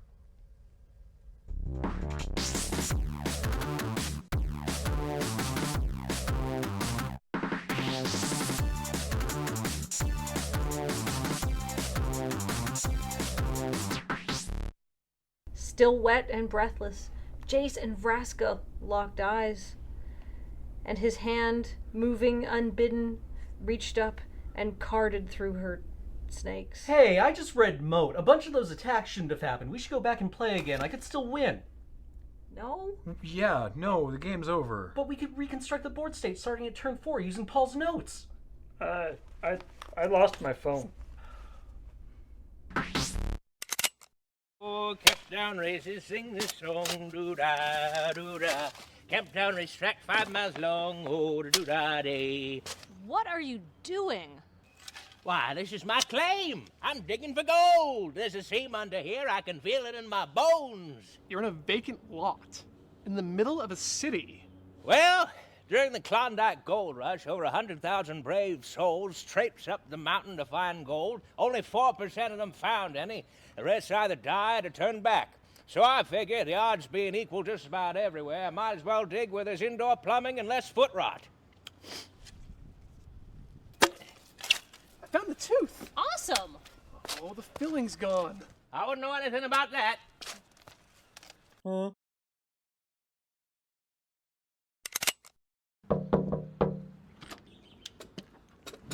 shit. Hi! Have you heard the good news? Look, I'm really... My wife Karen just got a new job.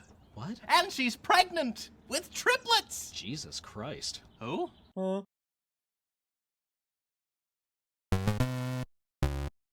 You're listening to Qwerpline here on QWRP-FM. Qwerpline this week is brought to you by Parabellum Vellum Flabellum, a delicate instrument to help cool your home. Made from the finest onion skin paper and sharpened to a point, Parabellum Vellum Flabellum, available at the Innsbruck McKellum.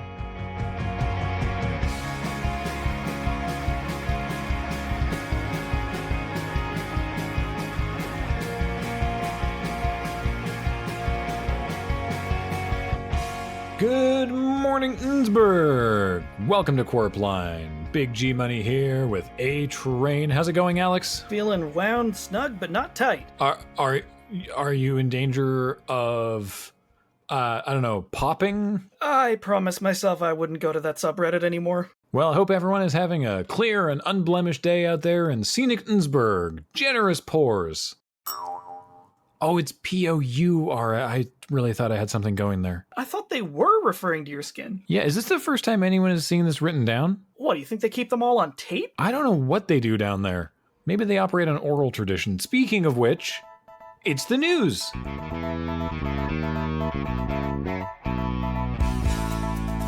Birdwatchers rejoice! The brown thrum is returning to Innsbruck for nesting season. Barbara Dooley from the Innsbruck Birding Society is urging caution to excited birders, though, because the famously quick-eared thrum has picked up a new mating song during its winter in Cabo. That's the bird that just screams, right? Not anymore. Apparently the thrum's vocal cords are agile enough to mimic the lyrics to Nelly's Country Grammar. I mean, that's actually kind of cool. The Innsbruck Birding Society is cautioning that the thrum's new song may not be suitable to an all-ages bird-watching audience. Earplugs will be available by donation at the Frampton Downs Nature House for those with sensitive ears and or dispositions. Hold on, they didn't learn the radio edit? And speaking of good news, supporters of the Innsbruck Nudist Topiary Club are visibly flush with excitement after ex-mayor Dick Thurpston's massively unpopular hedge bylaw was repealed. Quote, "No longer will our ideals be stuffed into the unyielding crotch of Thurpston's legislative genes," says nudist Vice Provost Stanislav Halfmast. That's needlessly vivid. With the repeal, the betting window on this deliberative session has closed, so if you were on the right side of history, you can pick up your winnings at the bookie windows outside Town Hall. I sure hope some of you hedged your bets out there. Town Hall's gonna have a hard time paying out if we were all betting against Little Dicky. As per Innsbruck political tradition, the repealed bylaw has been struck, double hammer punched in the solar plexus, axe handled in the back, and cursed for 7 generations. Good riddance. But now, in more pleasant news, it's the arts with Edith Slump. Edith is down at the dark side of Town Hall, where a local artist has unveiled a new mural. How's it going down there, Edith? Do you want the honest answer or the radio-friendly one? You feeling okay there, Edith? Well, to be perfectly honest with you, Graham, this is the first time I've been sober in 2 weeks, and you know what? I don't like it. I want to go back. I'm sorry to hear that you just said that on radio. Then we're both sorry I'm here. Well, at least you're on the dark side of Town Hall. Yeah, that works out pretty well, 'cause man, this mural is awful. Oh! Why are you reporting on an ugly mural? Well, Graham, there's been a real explosion of artistic energy in the city. And not just because the city's parade budget has been restored and there is a rush on wheat paste. Everyone is so excited that Dick Thurpston is finally gone that arts groups have become more bold. Also, since Tasman Funt resigned, no one's around to hand out permits anyhow, so it's a real free-for-all. This is just the first mural that got finished. And boy, does it show. Perhaps you would be in a better mood to be doing this reporting if you hadn't spent the entire skirmish down at the town hall slamming Belgian ticklers. I was embedding myself in the movement, Alex. You practically embedded yourself in the pavement. Can we move on to unveiling this mural? If we must. But I do want to stress to our listeners that this unveiling is strictly metaphorical. There's no curtain or drapery to pull away. And to be honest, if there was, it would just be disappointing. Anyway, I have the artist Juicy toothbrush here. Juicy, can you tell us about whatever it is that you put up on the side of this building? It's a little blurry. I understand you might have some issues understanding it from this vantage point, but when you take it back as a whole, I feel like it really overtakes the senses. Why not? Oh, is this one of those paintings that's meant to be seen from a distance or from around a blind corner? At best, yes. However, if you get closer, more and more details will resolve themselves. I like to think of myself as inspired by the painter of light, Thomas Kincaid himself, except I'm more of a worker of the dark arts, and I like to envelop things in shadow. I see. Are the heavy pew stones meant to represent Richard Thurpston's cowardice as he barricaded himself inside the town hall? Oh, absolutely. You can see bits of it wafting out towards the tigers as they approach the moat around the actual building. Now, hold up there. I was a first-hand witness to the siege of town hall. No court would ever accept your testimony. I may have had 1 or 2 Belgian ticklers per hour. But last time I checked, there was no tigers at Town Hall. And there's no moat either.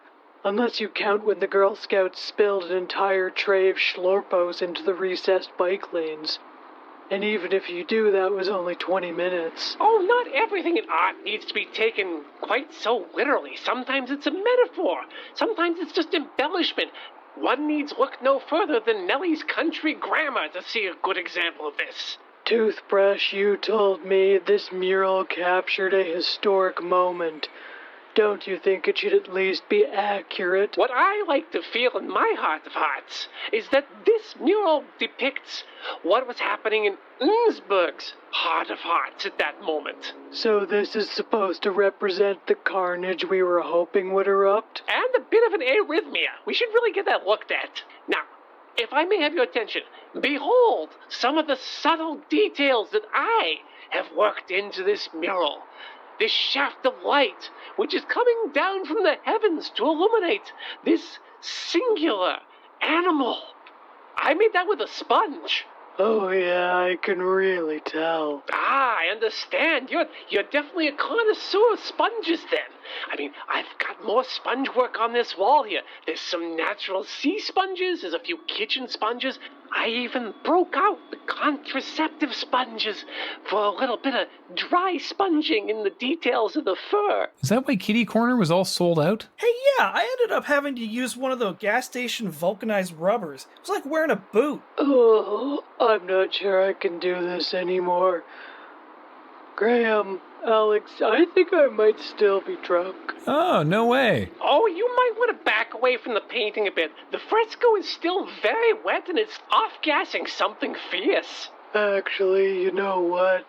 I've changed my mind. This isn't just a poorly rendered mural. It's an entire sensory experience. I had completely overlooked the olfactory component and the time-limited nature of the work. You can only truly appreciate this artwork if you arrive before the paint dries.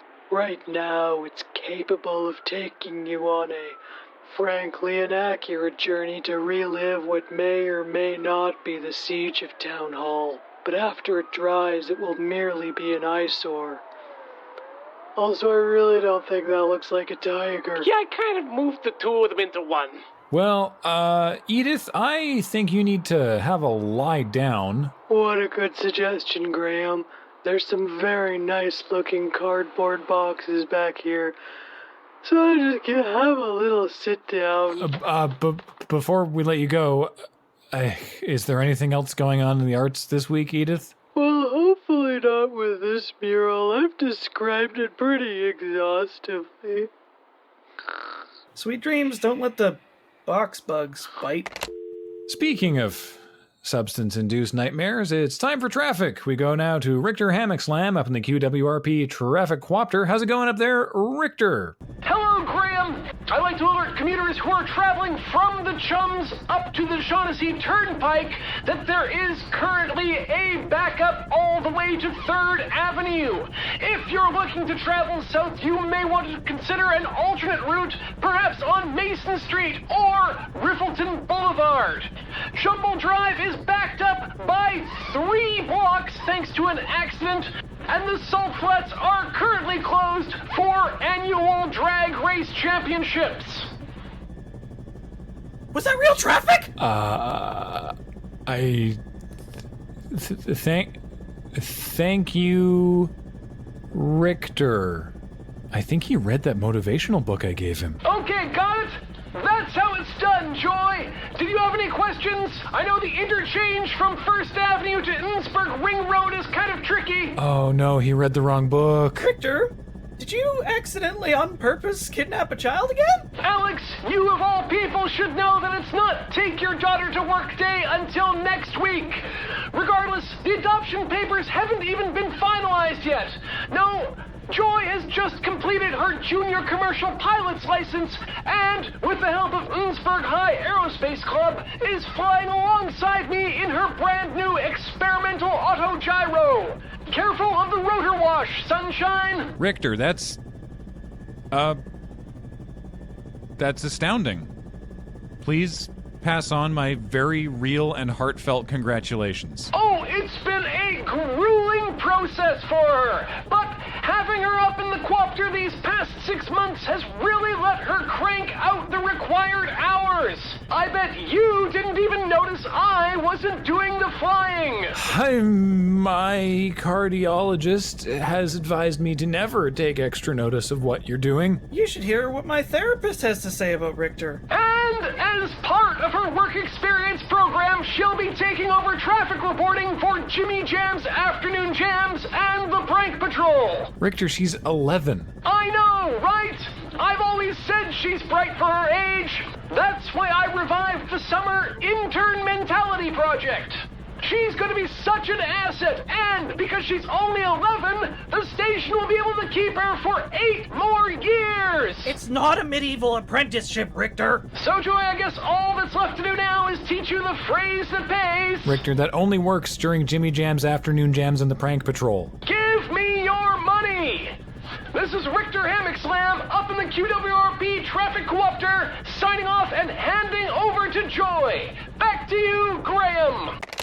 I don't know how to feel. I heard the broadcast, and I've brought you Rolaids and this homemade epinephrine.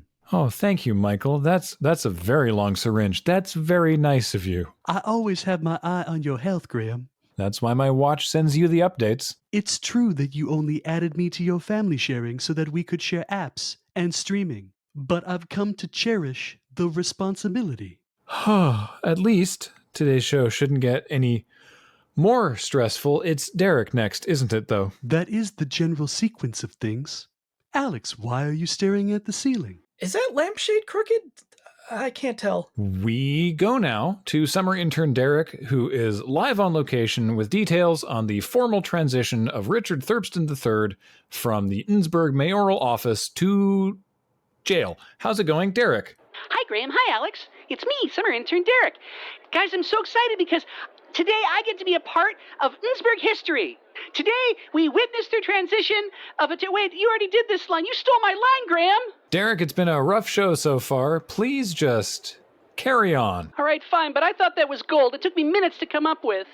I'm here downtown next to Innsbruck's very first and most despised funicular railway. Nobody in town likes it, and we all want to get rid of it. And the town council came with some very interesting ideas on how to make use of it now that no one's going to ride it anymore. Uh-huh. This is going to require a little bit of backstory, so I need you to be patient. I feel like we're always pretty patient with you, Derek. So the other day, I had the honor of being down at the town hall to watch everybody sit around a whiteboard and come up with ideas on how to deal with Dick Thurston now that we no longer want to be mayor of our fine city. And according to my notes, we had some really amazing ideas. For example, several people wanted to chain him up in the Spite House, but that's not technically jail, and he did commit crimes. The second most popular option was to set him loose to live as a phantom in the labyrinth under the city. You mean the rum tunnels? Yeah. Everyone thought of it as a form of community sentencing. Yeah, but what has he ever done for the community? A funicular and recessed bike lanes? Derek? And there was a lot of other really good brainstorming, but after we did all of it, Judge Cecily Waffle Parker reminded everyone that he has to go to the real actual county jail in Julesburg. My dad didn't like that very much because he says the county doesn't appreciate blue sky thinking. Oh, also Dick gave us a reviled figure to rally against. Yeah, all right, sure, I'll give you that. Now, according to the minutes, after that point, everyone got really sad. And then the judge added that it was up to us to decide how we get him to jail, wink, wink. And then everyone got really happy. So they erased the whiteboard, and everyone started yelling out ideas on how to get him to jail. And let's see, the one idea that had the most red stickers indicating a strong preference just said, more railway. Oh, yeah, this was my idea. I figured he wanted a rail so bad we could run him out of town on it. Which brings you there. No, the broadcast van brought me here, and we're at the midpoint of the newly elongated funicular line, and I'm standing here with Dr. Darren Von Sprott, who was appointed project manager for his great enthusiasm, and I'm assuming engineering chops. Welcome to you, Dr. Von Sprott. Well, as not a native speaker of your English language, I believe doctor is correct in that I have a degree, but I am not a medical doctor. Boy, that's awfully specific. I have been ordered by the court to make this very clear. And of course, we are also joined by the man of honor himself. And by honor, I'm using that word ironically. Wink, wink. Did I do it right, guys? Well, no, but we can talk about it later. Please keep going. It's former Mayor Dick Thurston III. Do you have anything to say to the audience, Dick? You stinking peasants will pay for treading on my dreams. Damn every one of your beating, leery eyes. Okay, that's enough of that. Officer Steve, will you please replace the ball gag? This is humiliating. Sorry, Derek, did you say ball gag? It was sitting with the fuzzy handcuffs we found in his office. We wanted to make sure nothing of his was left behind. You know when you retroactively don't want to have heard the answer to a question? Sorry, you carry on, Derek. So, Dr. Von Spront, what's the big idea that helps us run this scoundrel out of town? After extensive research, I can categorically say that this is the best solution upon which to run Dick out of town on his own funicular. We initially found joy in the idea of the suffering that Dick would have on running him out of town on his own infrastructure. But there was a significant shortfall in the amount of pre-existing track. The solution I came upon was to tear up half the track at great expense and move it at what is civically responsible to mention was a very great expense, and connect it at the current track terminus, roughly doubling its length and making it long enough to accelerate Dick to what I have calculated to be county terminal velocity. Sorry, did you build a monorail gun? Yeah, the launch vehicle containing Mr. Serpson will achieve velocities of up to 25,000 miles per hour in the time it takes to enter low Earth atmosphere. At apogee, Dick will enter freefall, and explosive charges will deploy the drogue chutes that will slow his descent for a splashdown in one of our predicted landing zones with an accuracy estimate of less than 10 miles. 10 miles? I thought you people got ballistic trajectories worked out in the Cold War. Hey, who are you calling you people? Rocket scientists. Oh, no rockets are required. The launch vehicle is impelled by massive electromagnetic impulse, powered by a direct connection to the Innsbruck power grid. I'm sorry, could I cut back in to the part where you said great expense? You said it twice. Well, it's an ambitious project, and I only had 2 weeks to work out the particulars of the funicular. Derek, can you park the mobile broadcast van somewhere else? Maybe over by the high school? But that's the other side of town. You'll thank me later. I'm going to level with you, Von Spront. This sounds like it might be dangerous. Oh, Mr. Qwerpline, it's more than dangerous. It's very likely lethal. Oh, cool. And that is why we are going to first test fire with the dummy plug. Oh, is this going to be like when Unit 01 engages Ramiel and Nerve has to reroute all of Japan's power grid to the positron rifle? Yes, I suppose in a completely different manner than the one you've described. We can discuss this later, but for now, let the fireworks begin!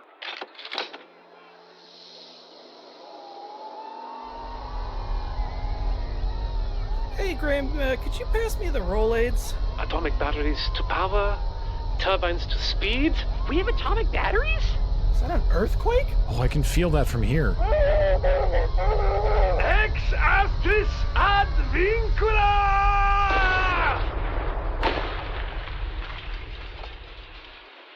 My solarium! Gentle listeners, if you weren't leaning out the window right now, you're probably wondering what's going on, and it's my job to tell you. It's bananas!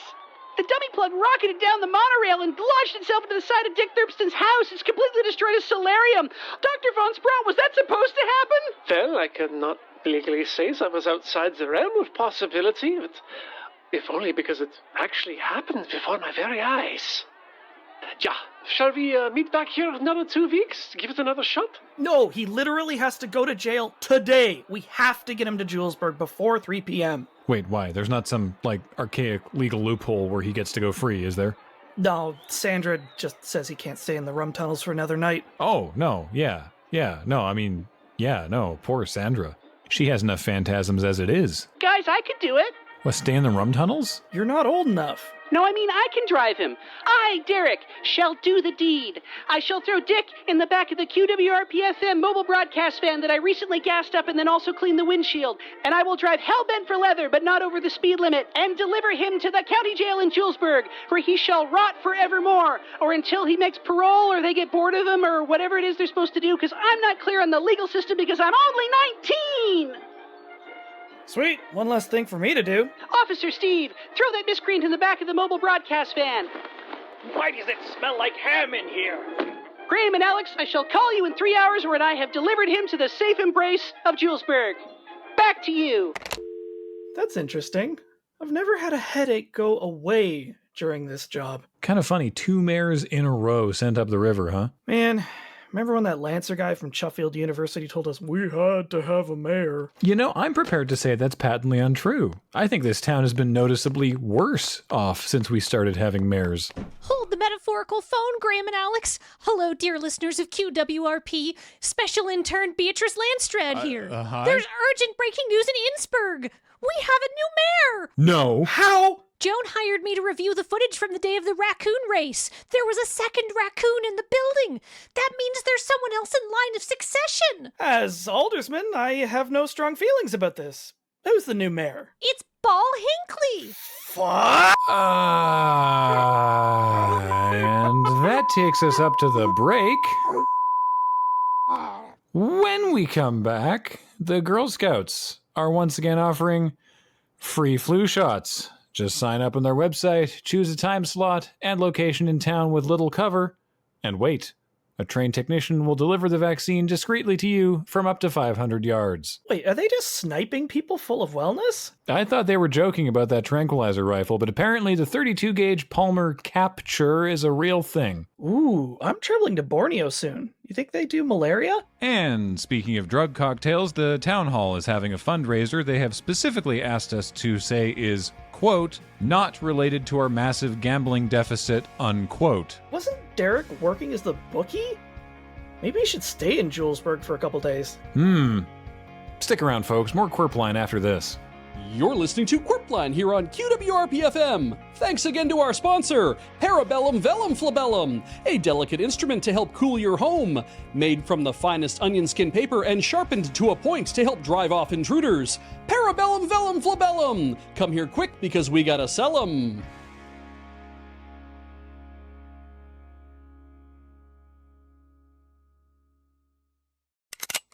And now back to Appalachian Headhunters on Discovery. Oh yeah, we don't have a good hunt today. I smell something. What do you got, Rowan? Come on. Well, hell, Cyrus, this guy looks like he's got an electrical engineering degree. Say something. Do you know Ruby on Rails? Yeah, sure. I know a fella in San Fran could use a fella like you. Well, I might be open to relocating. Get the bag.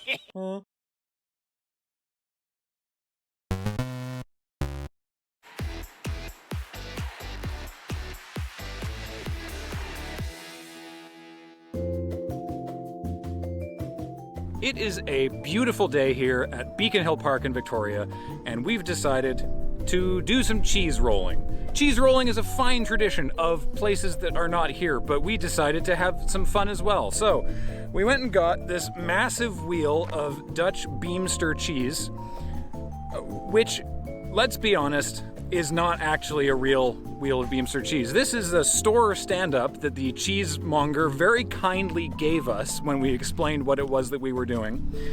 And it's made of very, very thick plastic, which also means that it's not inherently heavy enough to do cheese rolling, which is why Beej and I spent a significant amount of time last night filling it with water. So now it is incredibly heavy. But why, you ask, go through all the trouble to fill a fake cheese wheel with water just to get something to roll down a hill? Well, that's because this piece of Beemster, which is very real, and you can see how much of that is, this was $93. So to get a whole wheel would have maybe gone a titch outside the budget. But to the victor go the spoils, these being the spoils, this $93 of cheese. And how do we determine the victor? Well, people are going to chase a wheel of cheese down a hill and see if they can catch it. Traditional cheese rolling is done in more of a free-for-all, mad panic, everyone goes at once scenario. That seems very dangerous, not simply because it's also, still the pandemic times, but also just physically. So instead we're going one at a time, and we're just gonna see who can catch the wheel before it goes out of bounds. We've decided there's an out of bounds. The first thing we're gonna do is test it, because maybe the whole thing falls apart and we don't roll a wheel at all and we just get to share some Beemster. Let's try it. All right, we have our cheese board ready to go, and I don't know how much this weighs because it was too heavy for the kitchen scale, but it's very, very heavy. So let's see how this meadow handles it. Here we go. cheese away in 3, 2, 1.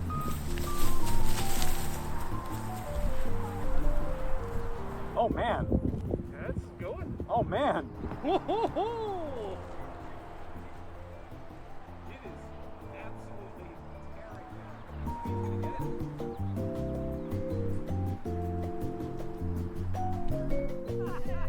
I think it hit him in the foot. Structural integrity report. It's all solid, no leaks. No leaks, we're good. We can begin. All right, I'm the first competitor, and I think there's a lot of pressure on me for a good showing, but safety first. We don't know what it's actually gonna be like when somebody chases this thing. So let me get some gear on here. I prepared gloves and knee pads, which I think are the most likely points of contact. So, real quick.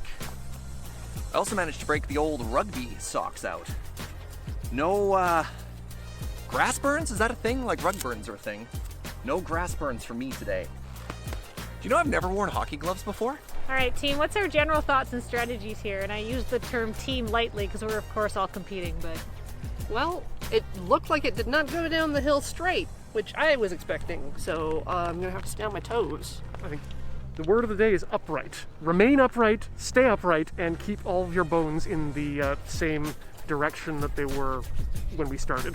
I'm gonna sit down between rolls. How do you actually catch the cheese? Do you have to touch it or stop it? Like, what actually counts as a cheese catch? A full body tackle. You gotta just get around that cheese. Making the cheese stop its physical motion with your body. So if it's a foot, if it's a hand, if it's a whole body hug, but as long as the cheese is no longer moving and you have some part of your body on it. Full body tackle. Full body tackle. We've determined the cheese gets a 2-second head start, so I will be counting 3, 2, 1, cheese, 1, 2, go. Got it. All right, here we go. Everybody ready? Born ready. All right, here we go. 3, 2, 1, cheese, 1, 2, go!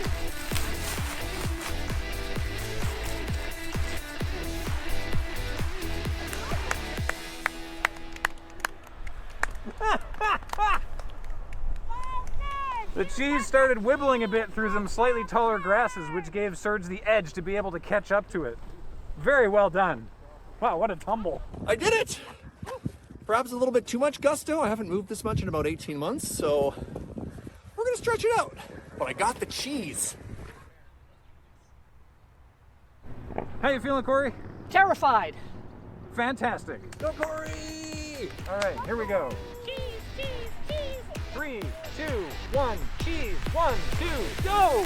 Go, Corey! Oh, he's ahead of the cheese. Oh no! Oh no! Slipped out of her grasp. Oh no! Oh no! Get under it. Have we succeeded? Yeah! Slippery cheese. It got. She had her hands on it twice, and it escaped. Whew, still scared. Ooh, it's solid. Yeah, that's... It's not just water, by the way. There's a bit of sand in here too, because Beej and I tried sand first, and we couldn't get sand in it enough. It would have taken like 6 hours. All the flavor of the ocean. Yeah. Perfect. So, are you ready? As ready as I'm ever going to be. I got the only boots I have that have ankle protection, and that's about it. All right. 3, 2, 1, cheese, 1, 2, go!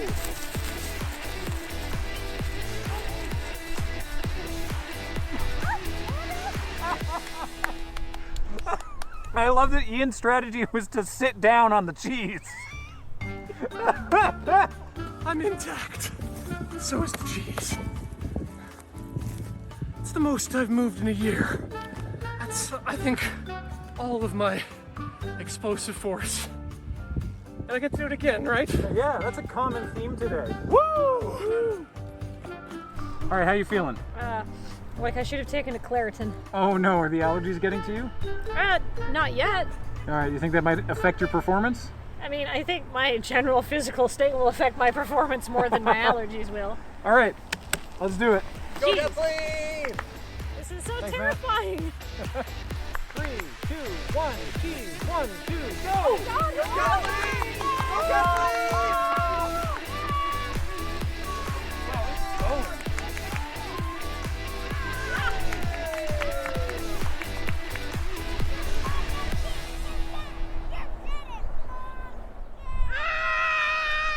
The cheese took a real wibble and then just righted itself and effing went. Like, this, I see why they use cheese for this, because it apparently can't be stopped. I mean, not that we're using cheese, technically. Don't think about it too much. Terrifying. It's the closest I've ever been to catching and killing my own prey. It's a feeling I don't like. Well, Beej, yeah. You've just lubed up with Vaseline. Yep. I'm gonna give that cheese a big kiss on the lips. I mean, I wouldn't. You know where it's been. No, it's true. It's been in my sink. Yeah. Yeah. You ready? It's full of sand. Yeah. Because, yeah. All right, let's Because do I it. am ready.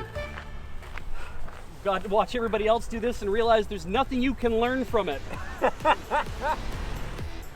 3, 2, 1, cheese, 1, 2, go! Oh, that cheese is going now. Oh, that cheese is going. Oh my God. Yeah! What happened? Hey! Came to rest on its own. The cheese rolled to a stop. Beej is claiming it as a victory, which, all right, fair enough. It went, boy, it went. But to be fair, it had almost stopped rolling before I put a finger on it. So if I just left it, it would have stopped. Because it hadn't, I stopped it. Counts. To turn my hat around so you can see my face. Well, everybody qualified for round 2. What? So, yeah. And everybody caught the wheel, so we're going again. So this time, we're gonna release the wheel at the same time as the runner, but they're gonna be over 1 meter apart, so that we'll see if that makes it easier for them to catch the wheel, or more difficult, or just entertaining in a way that is different for the purpose of this video. Let's find out. Look at all the different directions it's gone. Yeah. It's quite unpredictable. So I've been watching a lot of nature documentaries, and I'm going to be like a cheetah. I'm gonna pounce before it even has a chance to know that it's being hunted. You ready? I'm ready. All right. 3, 2, 1, go!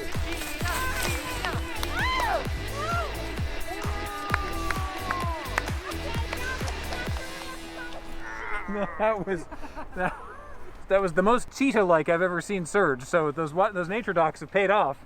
I'll have to check after if my knees and elbows are bleeding, but feeling pretty good, pretty proud, pretty fierce. Yeah. Quick update. I think I am bleeding.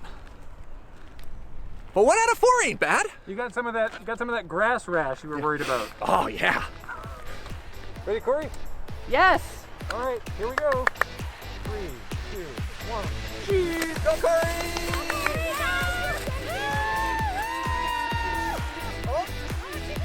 Come on, Corey! Dive! Dive!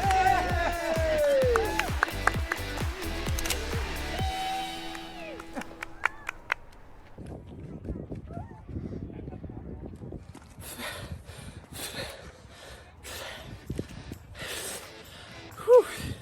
I'm not sure which leg I want to start on. Good? I think so. All right. Here we go. 3, 2, 1, cheese!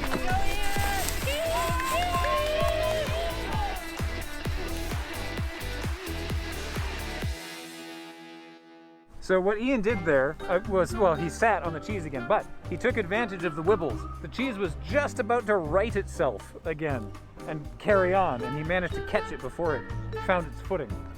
How you feeling? I don't want to do this again. You don't want to do it again? No, it's terrifying. My your knees. best. Cheese, cheese, cheese, cheese, cheese, cheese, cheese, cheese, cheese! Ah! 3, 2, 1, cheese! Oh my God, that is going. Oh no, come on! You got this!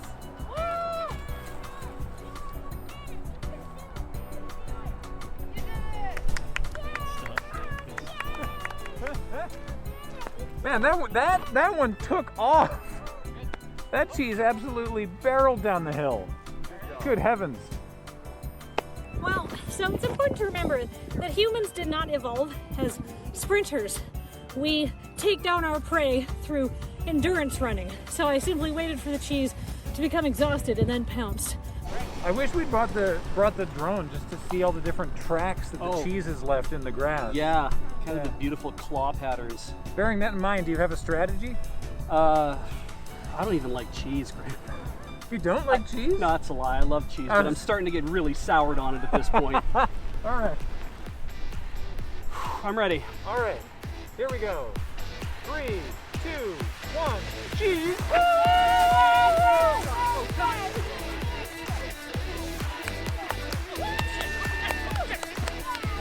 It's across the second path. He's down. He's down. But he did it. He did it. He sacrificed his body and he defeated the cheese. Looks like his hand is hurting a little bit, and there are deer down course. So watch out for the deer. Came down kind of hard on my hand, but I think it'll be fine. I'll probably like cheese in a week. What I think the most important thing to note about this situation is that a bunch of people who are old enough to know better chasing a cheese down a hill is not even the weirdest thing that's happening at Beacon Hill Park right now. Amongst the other activities happening on the hill today, there's it looks like an interpretive dance troupe, which is I'm sure they're great. They're doing some very odd personal movements. There's some people sunbathing, stretching, hiking, biking, walking. There's some people practicing archery, and the archer sort of yelled over at us, I want to try and chase the cheese. So now he's going to come and try to chase the cheese, because why not? So Chris looks like someone who's actually done physical activity sometime in the past year, unlike the rest of us. So let's see how this goes. Here we go. 3, 2, 1, cheese. 1, 2, go!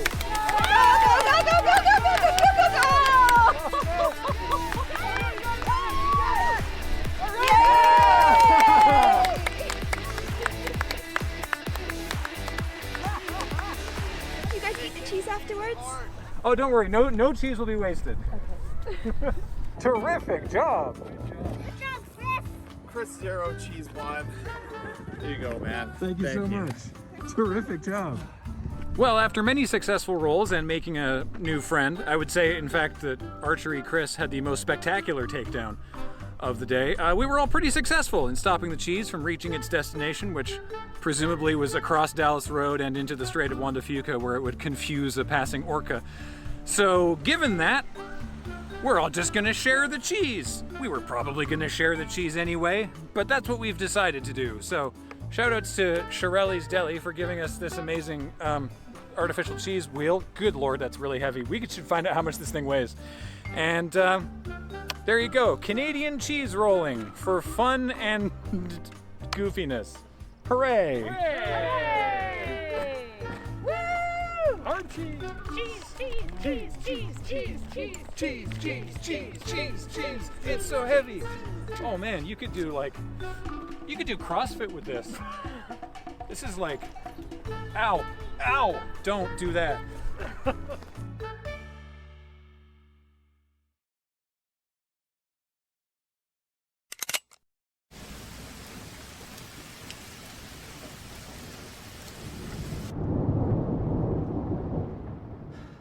This rain, it always makes my arthritis act up. Listen. Oh, I know. It makes my voice go weird too. Better than what it does to my hair. I've just got wood. Oh, sorry about that. Huh?